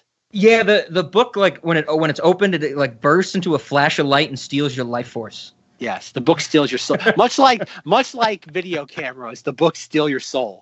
Yes, definitely. I think Rob can agree to that. Yeah. And that's kind of like, because there's one part of that 5th book, though, that's kind of weird, where you have, don't they have another shape-shifting, like, assassin character that shows up very briefly and then just literally walks out of the book? Remember that part where, yeah, I think so. Because Vader wants the kids dead, but Gog wants them alive. And it's a subplot that's very subtly introduced. And then it's resolved completely out of nowhere for really the most part. And you're like, oh, you shot like the elderly woman. Why did you do that? Because I was hired to keep you alive. Oh, what? Yeah. And the 2 kids go, what? And then the character goes, what? And he just walks away. And it's like, oh, that's it. Yeah, that was the guy who kills him is Danik Jericho, Joe Camel. Oh, that's okay. Yeah, and he's like because he's the one, because at the start of that book is when they're at Jabba's palace, and Hool is like, how do we find the rebels? And they're like, go to this Nespis 8 place, and then they see Joe Camel at Jabba's palace, and then they see him again at Nespis 8, and they're like, didn't we just see you? And he's like, yeah, I'm a treasure hunter type of thing. Oh God, Rob, I showed my Rob, I'm a Star Wars filthy casual. You know who Joe Camel, Danik Jericho is? Who? He's the guy from the cantina in A New Hope that's smoking like not the pipe, but he's sucking really? the vape. Yeah. You'll know who I'm talking about here. Let me. Okay, folks, you're hearing this in real time. Well, let me pull up my 80,000 billion K version. Can we watch that one? here, Rob. You can see. This character. Oh, yeah, that's him. Yeah, that's Joe Camel. That's Joe Camel. Kind of looks like Joe Camel now that you look at him. Danik Joe Camel Jericho. God, Rob, we're such star. Oh God, I was making fun of you for not knowing who Wedge Antilles was, and I don't even know all my cast of characters from the cantina. Folks, I apologize. You are listening to a third-rate. You really are listening to a third-rate podcast, Star Wars podcast right now. God damn it! Of Joe course. That's great. Okay, where's Danik Jericho? I want to see. Okay, what the hell has he been up to? He's apparently 1,000 years old. I think there's even more good Joe Camel jokes in there. He's been in Legends. He was in a bunch of things, a handful of things, not a bunch, a handful of things. Is he like an assassin? Is he a bounty hunter? What's his? Is he a cigarette salesman? Like, what's his? Is his Star Wars, career path? According to canon, it says Jericho was he's not even listed as Danik Jericho. He's just Jericho in canon now. Okay. Jericho was a male mutant human bureaucrat. Okay, I guess he's no longer a bounty hunter. On the day that Luke Skywalker met Han in the cantina, Mos Eisley, he offered his services to kill Dr. Evazan, but before he could do anything, Kenobi took care of both him and his associate himself. Where the hell did that come up in conversation? Where the hell was that in any?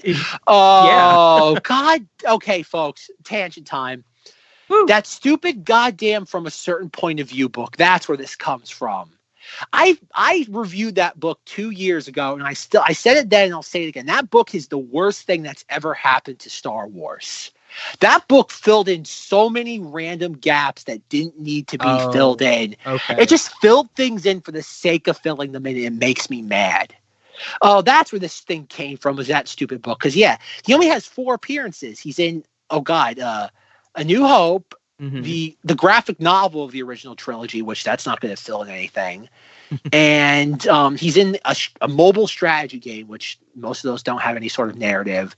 But the last thing is, we don't serve their kind here from a certain point of view. Okay. Oh, yuck. God, I hate that book so much.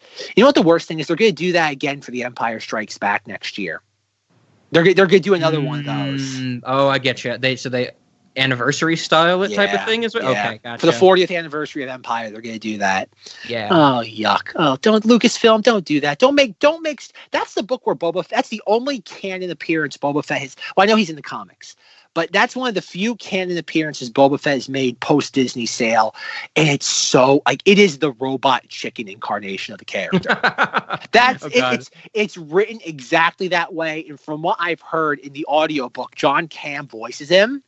Okay. Which makes no sense whatsoever, considering that he's supposed to have Tamora Morrison's voice. Again, it makes no sense at all. But John Hamm's reading of it is very similar to how he's done in the Robot Chicken specials. Gotcha. Where he's just this overly cocky character for no other reason than just like, oh, isn't Boba Fett stupid as a character? Jeez. Yeah. We don't want that. In the movie Rob and I are writing, we're not going to have that version of the character. Definitely. Yeah, the way you said it with like the dread type structure. Yes. That's Folks, what you should expect more of. Knights of Vader doesn't condone book burnings, but if you happen to be like lighting a fire and you don't have any kindling, but you do have a copy of it from a certain point of view, we would not be against you using that to start your fire. Nice. Yeah, don't read that book. Please don't read that book. I had to go back. I think I complained a lot during that book. There's a couple of good stories in that book, but I have like 40 different stories. Most of them are horrible. Okay. Because one of the stories in that book is the thing that Zenger always said, that like the R5 droid from the Sandcrawler, like him and R2 have like a heart to heart, and R2's like, no, I have to go with 3PO. My destiny counts on all this. And R5 like deliberately like falls on his sword and has a bad motivator just so R2 could be purchased by the Lars family. Okay. It's horrible. Like it is like I would imagine, much like how Rob got mad at Gog's name, it'd be a bunch of angry text messages. Be like, why are they doing this? Everything about this is wrong. Yeah, it sounds like it. Yeah, it's a bad book. Outside of a handful of stories, which if you want to know the good ones, go listen to the episode from 2 years ago. Then the last book, like I said, the last book is very anticlimactic. One thing I was disappointed by in the last book is that I hate the fact is they get Dr. Evazan's ship. And I thought that was a really nifty idea, having the characters like fly around in this evil character ship, and then it gets destroyed. I'm like, well, easy come, easy go, I guess. Yeah, lasted them for 3 books? Pretty much. And it's like, well, time to get a new ship. Well, okay then. So there was an exchange of dialogue in the last book that I wanted to know if you caught on, because I think it's one of our favorite phrases that we haven't said to each other in a little bit, Zach. But it's in a conversation when they first get to the planet Kiva between Hool and Tash. And so, here we go. Uncle Hool, she asked, is it possible that there's something still alive here? No, Hool said definitely. Every living thing on Kiva died. But I thought I saw something. A trick of the light, the Shido interrupted. Oh, yeah. Yes. Yeah. Oh, Rob, how could I not catch? Oh, I love that. I was like laughing out loud in my apartment and I read this because... Oh, it's everything. That's how you should use a trick of the light. But I thought it's a trick of the light. Rob, do you want to explain why that is so important to us? Oh, of course. So we can get the musical sting in here. In the movie Annihilation, womp, womp, womp, womp.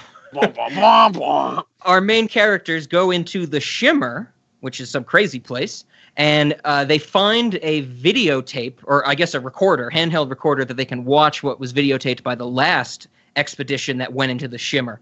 And what they see on this videotape is people holding down one of the men and someone else cutting the man's stomach open, revealing that his intestines were replaced or are enshrouded by basically giant worms. Looks like he just has a bunch of eels moving around in his body.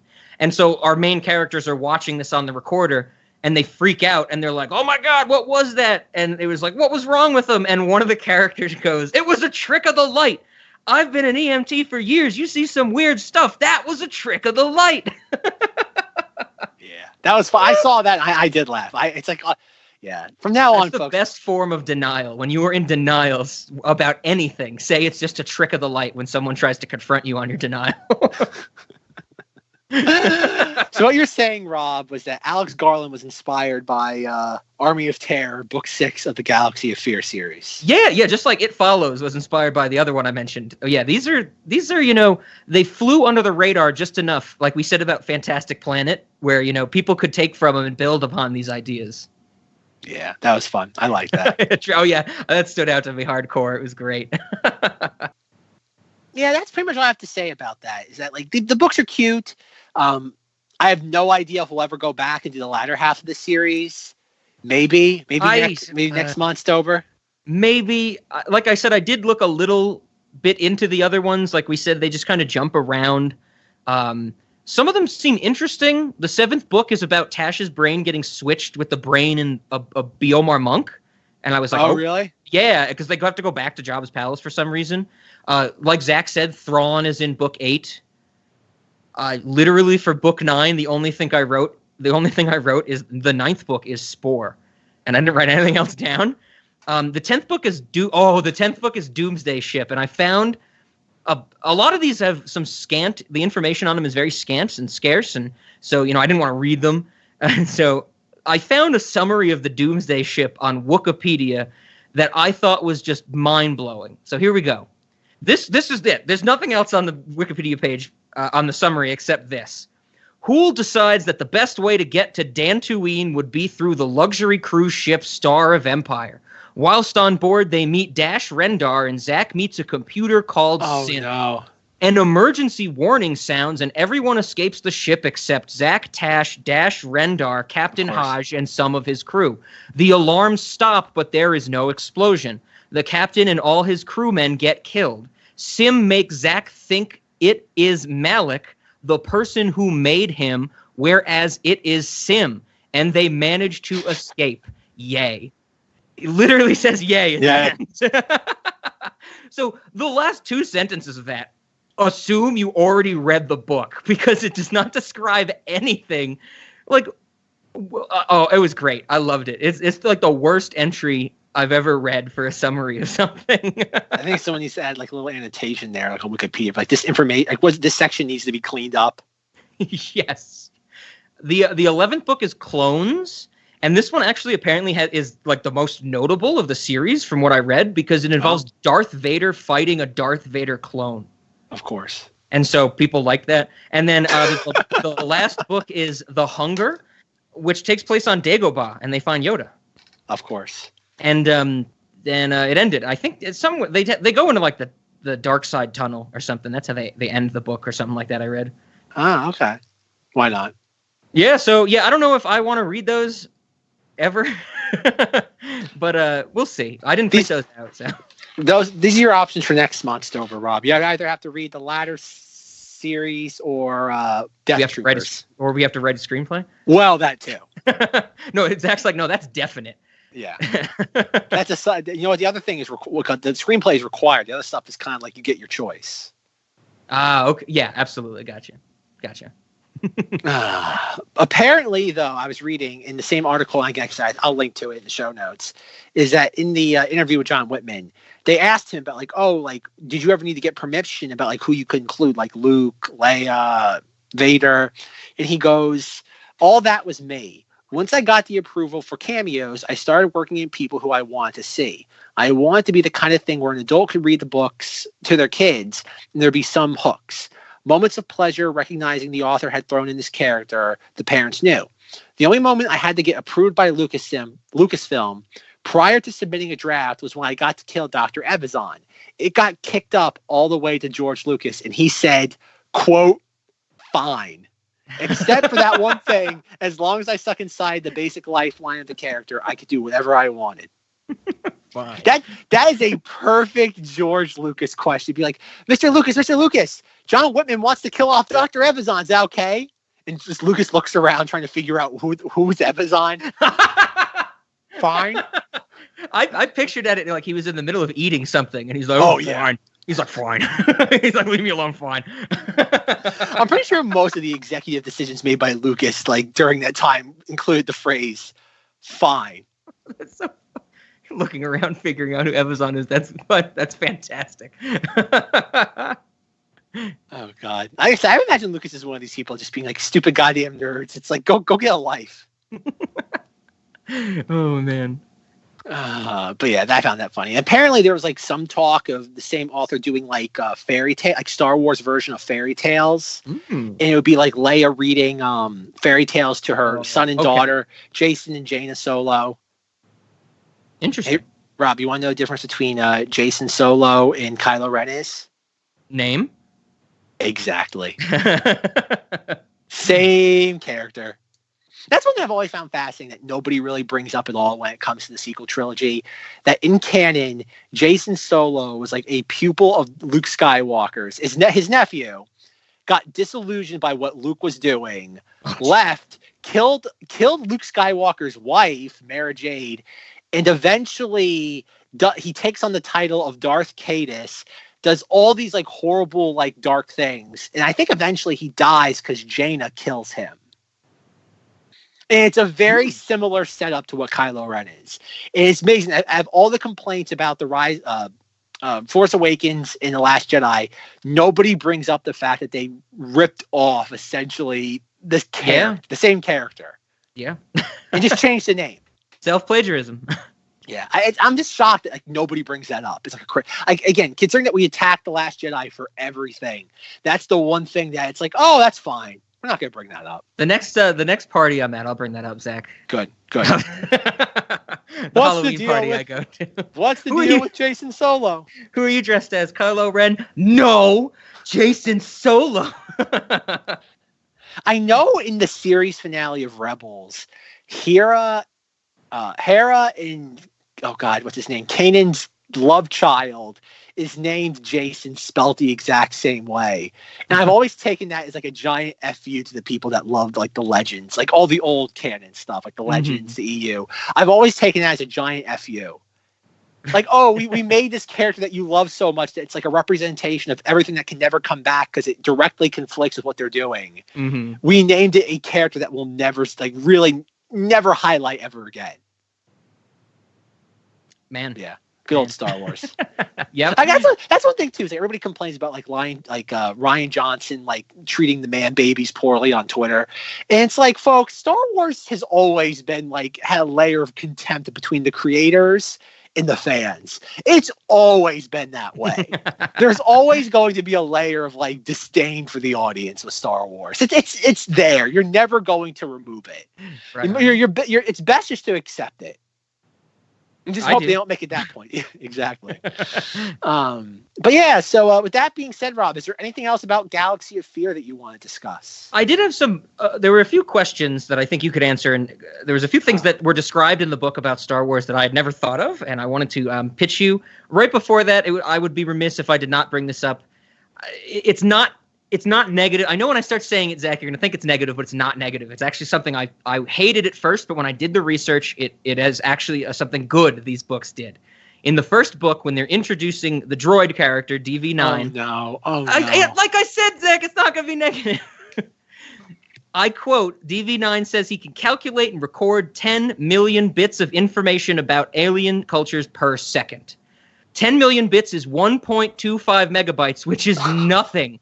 Which is absolutely nothing. But I had the realization, like we talked about when looking at these books in the lens of Star Wars before the prequels, this was probably being written in 1996. So I figured, what is the most comparable thing to a droid collecting or calculating, recording information? I'm thinking the droid plugs in somewhere, like R2-D2 does, and downloads the information. So I looked into what was a really high-end internet download speed in 1996. So remember, DV can do 1.25 megabytes a second. And in 1996, if you had a good setup, you would get 0.0042 megabytes per second. So good on this dude. I'm sure John Whitman just picked 10 million out of nowhere because that sounds good. But that's an actual good processing speed for a futuristic droid, as this book is presenting it to be. So they did something right for once with the droids. Oh, wow. I mean, now, today, you know, clearly when we read this today, it's like 10 million bits. He gets 1.25 megs a second. Yeah. And it's like, I have a rectangle in my pocket that does like that in nanoseconds. Okay, so I had to bring that up. Also in the first book, this was, I have two questions from the first book. They mention that hyperspace is an alternate dimension. Is that like canon in Star Wars? Is that true? Because of course, every sci-fi needs to explain their fast travel, whether it's, you know, they fold space-time, whether it's they find how to go fast in the speed of light. Is Star Wars really, they go into a different dimension? I forget what I was reading recently, and they explain light speed. I don't think it's explained that way. I don't think that's the way they would explain it now. Okay. It's always, because I know the big thing now with Lucasfilm is coaxium and just like light speed fuel. Like they're really kind of like deconstructing the science of light speed. Light speed's always been one of those things where fans have been like, well, if Leia, like at the end of Rogue One, like, well, if Leia and the Tantive 4 leaves here, how did this happen? At what time does this happen? Blah, blah, blah, blah, blah. And light speed's always been one of those things that it's just a way to get the characters from locale A to B. It's never been. It's not designed to be. It's the plot device. Yeah. Yeah, it's a plot device to allow drama to unfold in between the action. So it's like, oh, we have to go to this planet. It doesn't matter whether the planets are across the galaxy or they're right next to each other. Like, I think there's a line of dialogue in Attack of the Clones where they see Obi-Wan sending the message about the droid factories on Geonosis, and the Council's watching, and Anakin and Padme are watching. And it's like Mace Windu says, Anakin, stay put with Padme. And Padme's like, it'll take them halfway across. They're halfway across the galaxy. It's going to take them forever to get to Geonosis. We're right there. And Geonosis and Tatooine are like on top of each other. It's I wouldn't describe it that way. I don't think they would describe it the way this book describes it. Okay. But yeah, I think recently they've gone further into deconstructing it. But I don't think it's ever meant to be taken seriously. I think if it is ever discussed, it's meant to appease nerds in the audience. Okay. And the same amount of nerds it appeases, it's going to anger another sort. So exactly. Yeah. I that sentence or that paragraph that described that in the book made me think, it's like, oh, I've never really thought about how that works in Star Wars. But okay, it's just, you know, it suits the purpose for the story, and they'll explain it with whatever they need to explain it with. Yeah, good old Star Wars. Gobbledygook sci-fi nonsense. So also in this book, I guess we didn't mention, like, one of the antagonists in this book, since we don't really have Borborg, Misgog, or Evazan, it's Smada the Hutt. Yes. So it is Smada, right? S-M-A-D-A. That's in your copy of the book as well? Yes. Okay, on the Wikipedia page for Galaxy of Fear Eaten Alive, the entire plot summary, which is actually pretty detailed, calls him Shada with an H. Oh, really? So I think we have some prime corrections to make on Wikipedia for Knights of Vader, Zach. Oh, jeez. So there's, in like kind of the climax, when the planet's like eating a bunch of people, and I think Smada is trying to capture Zack and Tash to get Hool to do something for him, something like that. Smada the Hutt gets angry, and the book states, the mighty Hutt rose up to his full height, balancing himself on the tip of his thick body. What image should I be getting from this? Like, is he standing up like an ice cream cone? Like on his, like, what does this mean? Hutt's full height. I would say, instead of being like laid out, like I've always taken Jabba's posture as like very Caligula-esque. Whereas I would imagine like a slug, I forget what Jabba's species is specifically. Hutties, I don't know, would be like kind of like a cobra, almost like a snake, like bouncing, like like he's walking in the special edition or whatever version of New Hope when Han talks to him after the. Because then he's like slugging along in that scene, right? But remember, this was before that though. Oh, true. So I don't know. How I envisioned that was very like King Cobra-esque. Okay, I could see that. But the the use of the phrase balancing himself on the tip of his thick body made me think that it like sprung up at the end of his tail. And I was like, what? Well, it's probably something close to that. Probably something very similar to that. It's so weird to me. I've never thought about a hut doing that, you know? Every time I've seen the huts, they just lie around and have to be, and then the baby ones have to be carried half the time, you know? Wow. Well, come on. Can we have so much chicken cutlet parmesan? That I was so confused when I read that. I was like, what should I be imagining? Okay, that was weird. That was it for the first book. The second book I wanted to ask, since I had, Zach had more of the official copies, there's a few spots in City of the Dead where instead of using in dialogue, when characters talking and they'll throw an for pause in there, they use urn, U-R-N. Is that in your book as well? I don't remember off the top of my head. I'd have to look at a very specific instance of it. I was thinking that might have been a scanning error or something because, U-R-N, R-N next to each other looks very close to an M. So it might have been like was actually in whatever they got this copy from, but it miscorrected it to earn. But I was like, is this? Because I didn't I didn't think I had enough faith in the author to be using earn in the City of the Dead book, because this book's all about burial, and he was using earn in dialogue as a pause, and I was like, I don't think he's that clever, and that idea isn't even that clever, but okay, that might just be a remnant of my copy. Sure, I don't think they do that. Okay, and I also told Zach some more credence is lent to this theory, because in my copy of Planet Plague, there's an insane slew of typos and strange formatting. It's really weird, and I could still read it, but there's so many instances of things that make me think that this was some type of text scanning that went wrong, and it wasn't calibrated for the right font or something, because every instant of the word force flow is replaced by force and then a capital A and then an OW. So the FL in force flow is replaced by a capital A. And if you draw an F and an L, like a lowercase f and a lowercase l close enough together, that could look like a capital A if you drew it that way. So who knows? There might have been stuff that I picked up on where it's like, this is just I didn't go to my local library. They don't let me in there anymore. Oh, Rob. All right, the fourth book. Yes, there's a line of dialogue where something bad happens. And it says, blaster shot, Zach swore. Is blaster shot like a Star Wars curse word? Because then there's a later book where like they said like Tash could hear Han swear over the intercom. And I was like, did he say blaster shot? It's possible. I know the big one now they have now when somebody has to it's something yelled in frustration is Carabast. That's their new one when something kind of goes wrong. Whatever happened to like Nerf herder? Well, I think that's just... Is that racist now? Can't say that word anymore. I don't know. I think there's a handful of those words out there for Star Wars things. Yeah. Moof Milker. Moof Milker is one. Blaster shot. Yeah, I know in Force Awakens there's one some Moof Milker.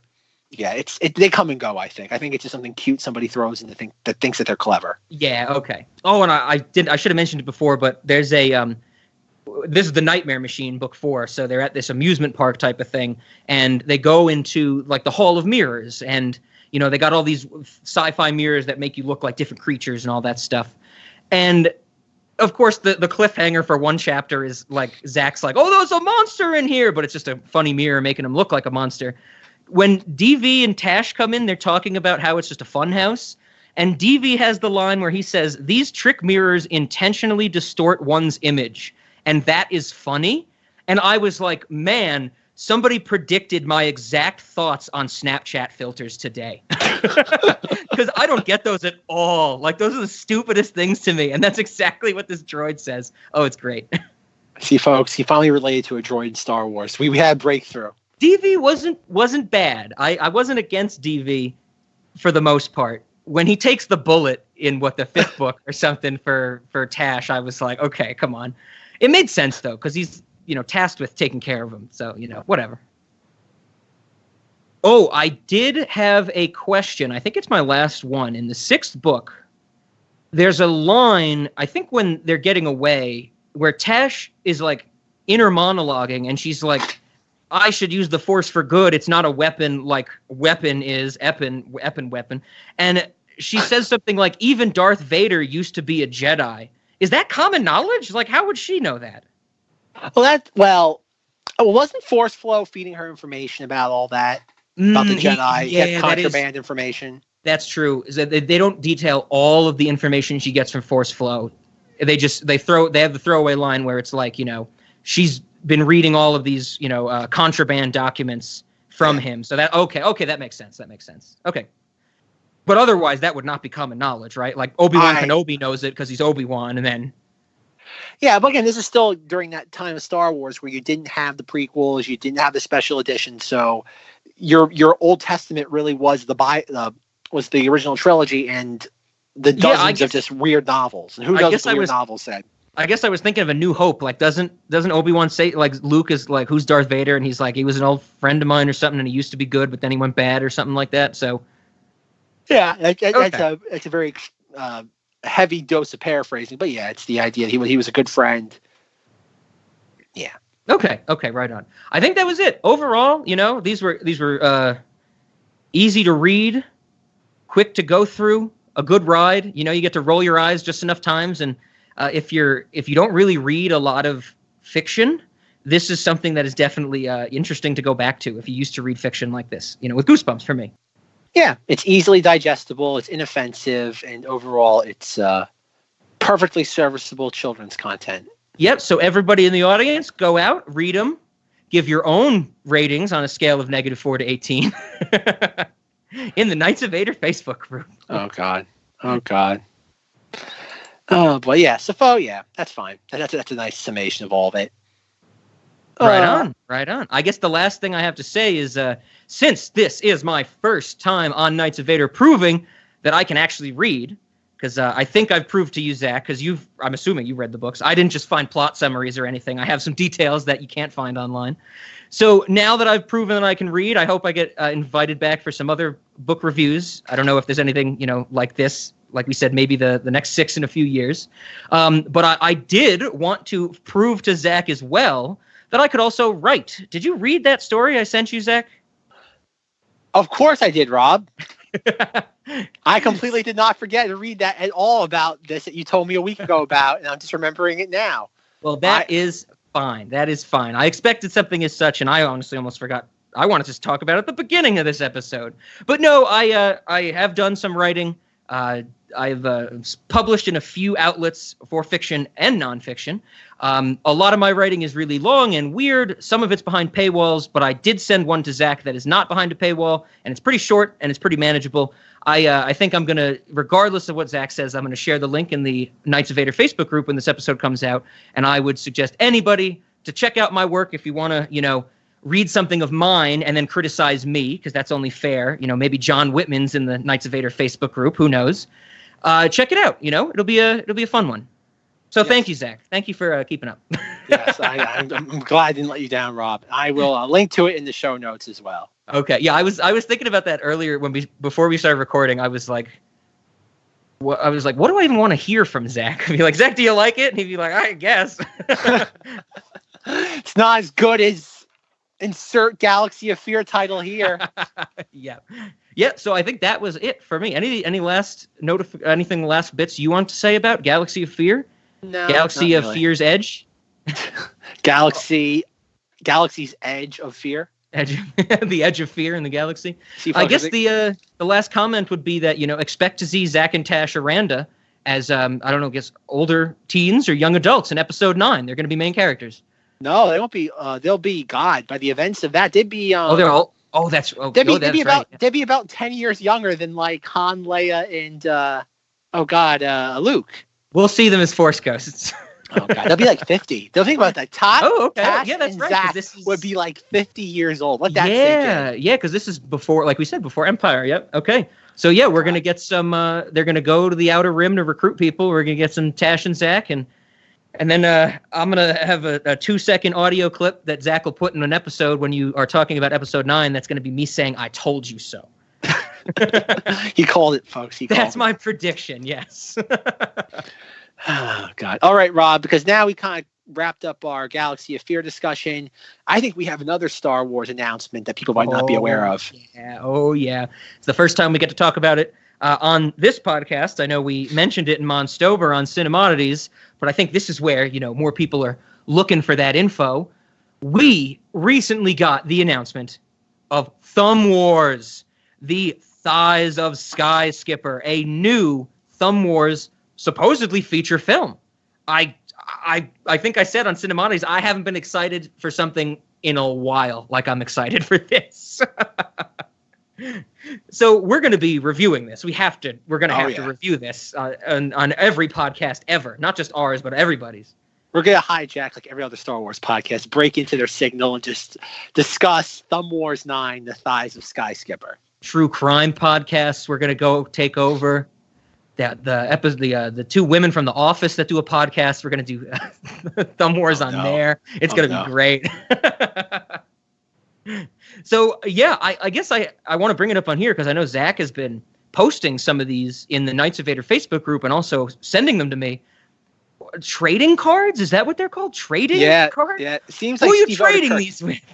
I don't know. Steve Odekirk is apparently doing like digital trading cards for all the major characters. So are they all on YouTube or they're on YouTube? Are they okay? And so they're not like popping up on different places and someone's like, "Oh, I found this weird one. I found this weird one." Everybody has them. So there's no trading. It's kind of like what Adult Swim did with, like, what was it? The characters from Aqua Teen. They started putting them like in bombs around Boston. Moonanites, yeah. That's what Steve Odekirk did. He's put them in random places. Yeah, the Boston bomb scare. This Thighs of Skyskipper is going to get canceled like that Aqua Teen Hunger Force episode. All right, Rob. I have some of the character trading cards. I want to read some of them to you. Yeah, I still don't think I've seen all of them, so throw them at me. Our first set of characters, we have Princess Bunhead, Thumlo Wren, Crunchy. All these cards are broken down to likes, dislikes, known for, and then some miscellaneous facts. So Princess Bunhead's like is butter. Her dislikes are Palpy. She is known for kissing her brother, and her favorite show is The Great British Bake Off. Have you ever seen The Great British Bake Off? I've heard of it, but I've never seen it. It is like the most laid-back competition in the existence of anything. Like, you watch American cooking shows with Gordon Ramsay screaming at people all the time, and then this is literally like, it's like the equivalent of like animal videos on the internet. Like, people just watch it and go, "Oh!" Like, it's so weird for a competition. All right, next we have Thumlo Wren. Likes ASMR, dislikes. I knew Rob was going to like that. That's great. Dislikes shorts. Steve Odekirk, man, there's a reason I knew we needed to do all the Thumb movies. He's a genius. Okay, known for silky hair, favorite place, hell. Hell exists in the Thumb Wars universe, I guess. Pretty much. Okay, the next one is Puppet, reprising his role from the original Thumb Wars. Likes riddles, dislikes cold hands. Known for constantly looking different. Is that a jab? Remember we talked about that in Thumb Wars, where when he's close up, he looks like one, but in the faraway shot when he's trading Luke, he looks like completely different. Oh, really? Yeah. Is that a jab at that? I think it's meant to the thing about the prequels where Lucas kept changing him. Remember how Lucas, he's the puppet. Right. He's the puppet in the original trilogy. Then in the Phantom Menace, he's a puppet. Then he's a CGI model in Clones and Sith.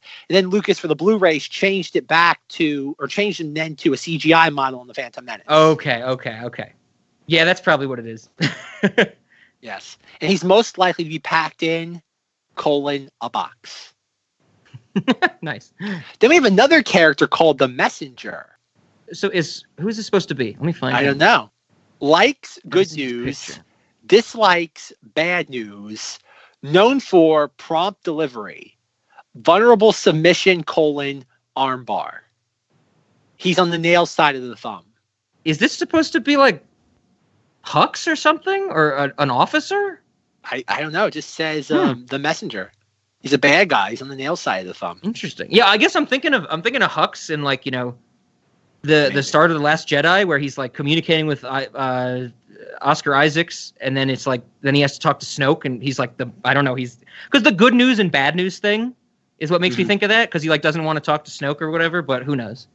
All right, next we have Crunchy, likes opera, dislikes being used for comic relief, known for vocab. I love it.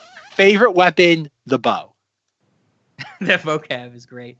I'm so glad that Crunchy's coming back. I mean, I hope we get some truly like grotesque shots, close-up shots of his thumb in this film. So. I really do. All right, next we have Palpy, who's actually called just that, Palpy, with a parenthetical of Darth Insidious.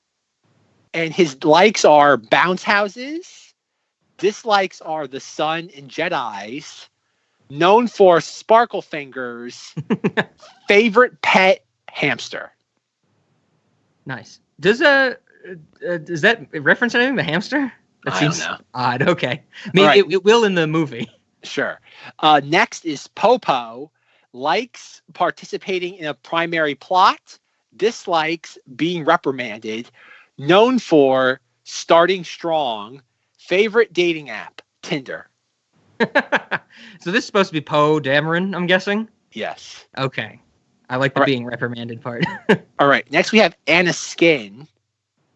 Of course. Likes Padme Abadaba. Dislikes being chopped and burnt. Mentor Ooby Doo Banubi. Of course. And then it says mono tone.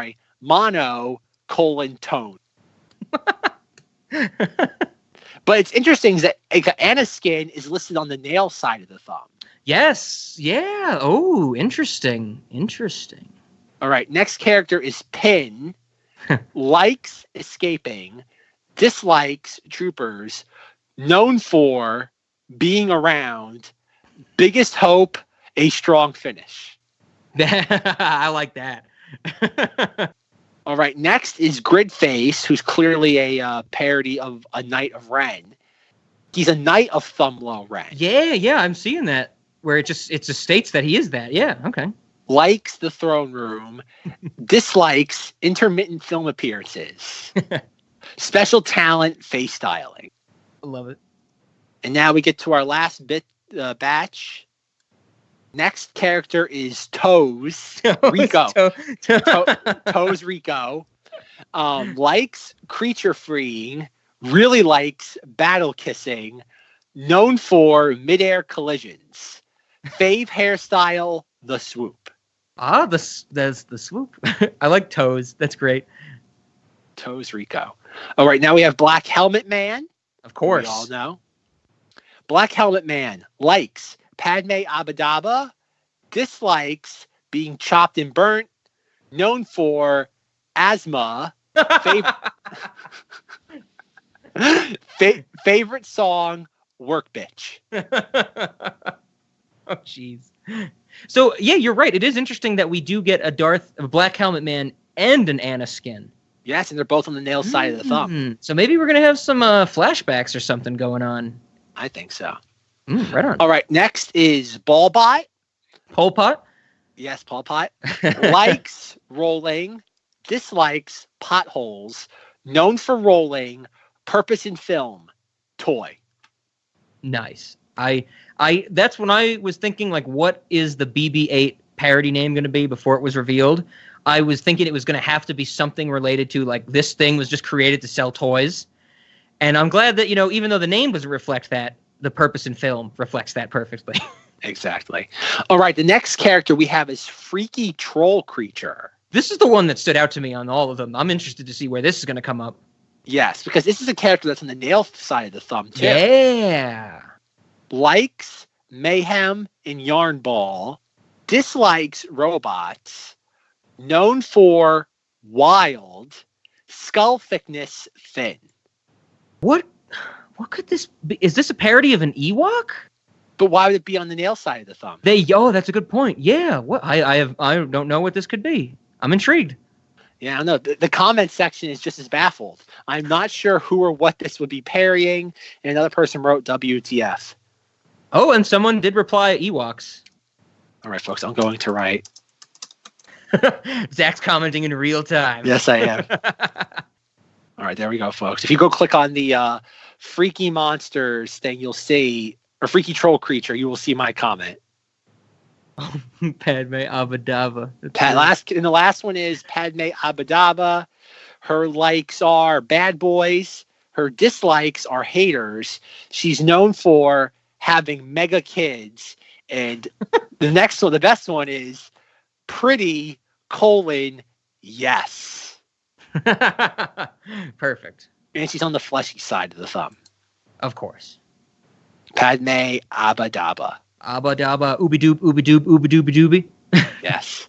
Interesting that we see no Lope Scott. Oh God, Lope Ground Runner. Yes, Lope Ground Runner. No Han Duet yet. Han Duet, yeah. No Lando. Oh yeah. How frequently have these been coming out, or do they all come out at once? The last one came out about a day ago. The previous batch was 4 days ago. And then prior to that was 5 days and then about a week. So he seems to be putting them out maybe like every other day or so. Okay. It's okay. So we got some more to look forward to. Yes, there will certainly be. I would imagine there'll probably be 3 or 4 until we get this debuting on December 1st. Yep. I hope Gaba the Butt is one of them. Oh, yeah. That'd be great. Hans. Yeah. They should have a trading card for the ship. Yeah, absolutely. Yeah. Oh, it's going to be great, folks. It's going to be so much fun. Yeah, I think it's no surprise, but I am honestly more excited for this than episode 9. I think that goes without saying, Rob. Yeah, exactly. I don't think it's been said, but when this was a couple of months ago, Rob said something came about The Rise of Skywalker, and he's like, Zach, I want no parts of this talking about this movie. Yes. Yeah, I think the rule we have is every month I'll try to be on Knights of Vader. And I was like, I don't want to discuss episode 9 anywhere near when it comes out. I do not want to be a part of that. If you want Rob's commentary on The Rise of Skywalker, you're going to have to either linger in the Facebook group and hope he comments about something, or go hang out somewhere in Colorado where you might run into him. Yeah, just aimlessly wander around and I'll show up. So something like the Skinwalker. If you see a minion wearing a Christmas hat, inflatable, chances are you're in the right spot. Yes, head in that direction. Absolutely. You're pretty warm if you see the minion with the Santa cap. It was actually pretty cold the last 2 days, and the change in air pressure deflated the minion a little bit, and it looks so sad. It looks so sad, and it should, because it's the middle of October. Rob, do you want to explain this to the audience? I think they might have gotten the story already, but a week ago, I saw someone blowing up a minion wearing a Christmas hat in my apartment complex. And it's the middle of it was early October at that point, and it's still there. I think they're either being ironic or they're just ignoring Halloween and Thanksgiving. Just like all the department stores. And I don't know the people who live there, but I've seen them. They look like they're normal people. They don't look like they're trying to be hipster, crazy, ironic, but they also have one of those, it doesn't say live, laugh, love, but it's one of those corny quotes on the exterior of their door. Oh. So when I walk by their apartment, I can read that, the quote that's something God bless this mess or whatever the hell it is. It's not that funny. So they're ass. That's what I'm gathering, because they do that, and they have this minion up, and I really want to slash the minion. But it's more something I just don't care about, but it's just baffling. And so head towards Google, go to Google Maps and type in minion in October, and that's my apartment complex. I'm sure it's got some Google reviews. There you go, folks. You've got narrowed down to how many units? So the odds are in your favor at that point. Just keep knocking on doors. Yeah. Alternatively, you could Google. I know there's a bike rack on CSU's campus that has 1,000 reviews. You could find that. Oh man, folks, he just gave it away. He just gave you a genuine identifier. That gives them campus, which everybody I think knew. Doesn't give them my apartment complex. Okay, but close enough, folks. Now you know what campus. Just go around to all the apartment complexes that have minion blow-ups, and there you go. Colorado scavenger hunt. if there's any Knights of Vader listeners in Colorado that aren't on this call right now, chances are you can figure out where Rob lives. He's giving you enough information now. You now can locate him. Come pretend to be the Skinwalker. Well, speaking of Skinwalkers, Rob, this is the day this is debuting is Halloween. So I guess we should wish all the Knights of Vader fans, Galaxy Warriors, a happy Halloween, a happy Montstober. You probably have some weird, unique way to say Halloween, don't you, Rob? Like happy really? happy day of like, I don't know, happy Silver Shamrock Day. 6-0. Oh God, what's the thing they sing for it actually being Halloween Day? Today's the day. Happy Halloween. Today's the day. Be sure to gather around your TV sets tonight at 9 for the big Halloween giveaway. And remember to be wearing your Silver Shamrock masks. And you're going to vomit up a snake.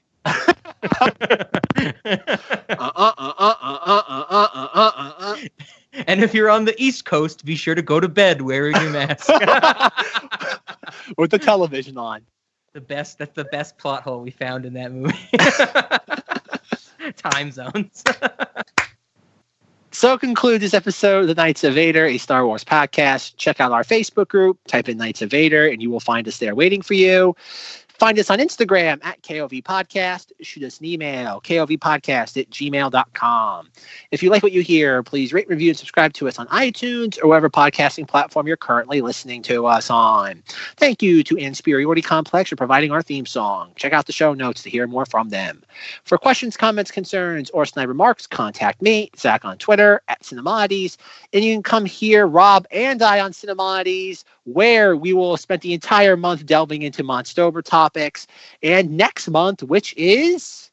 Fansgiving. Vember. Giving. It's one of those.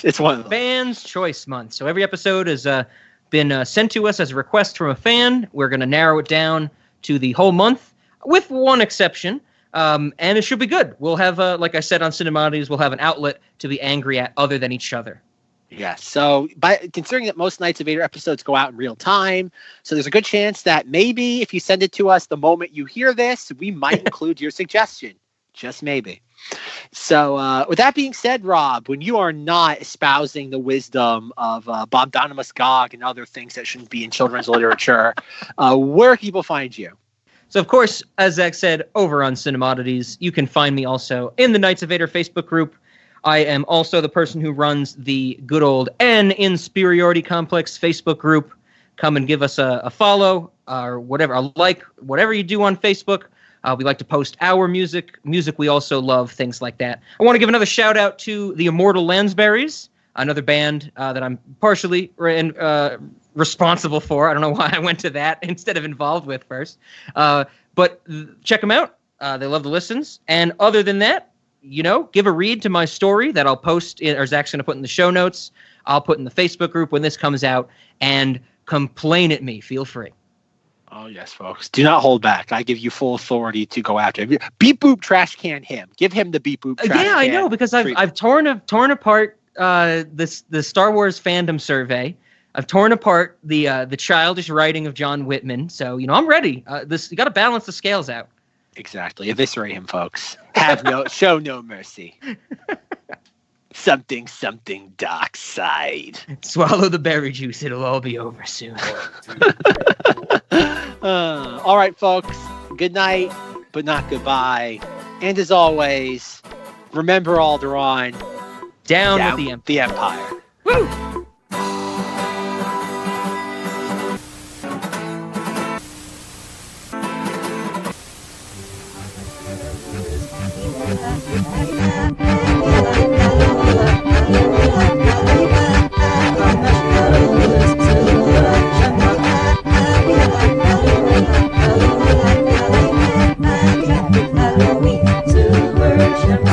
For God's sake, please stop it. There's no more time. You've got to... Please, stop it. Stop it now. Turn it off.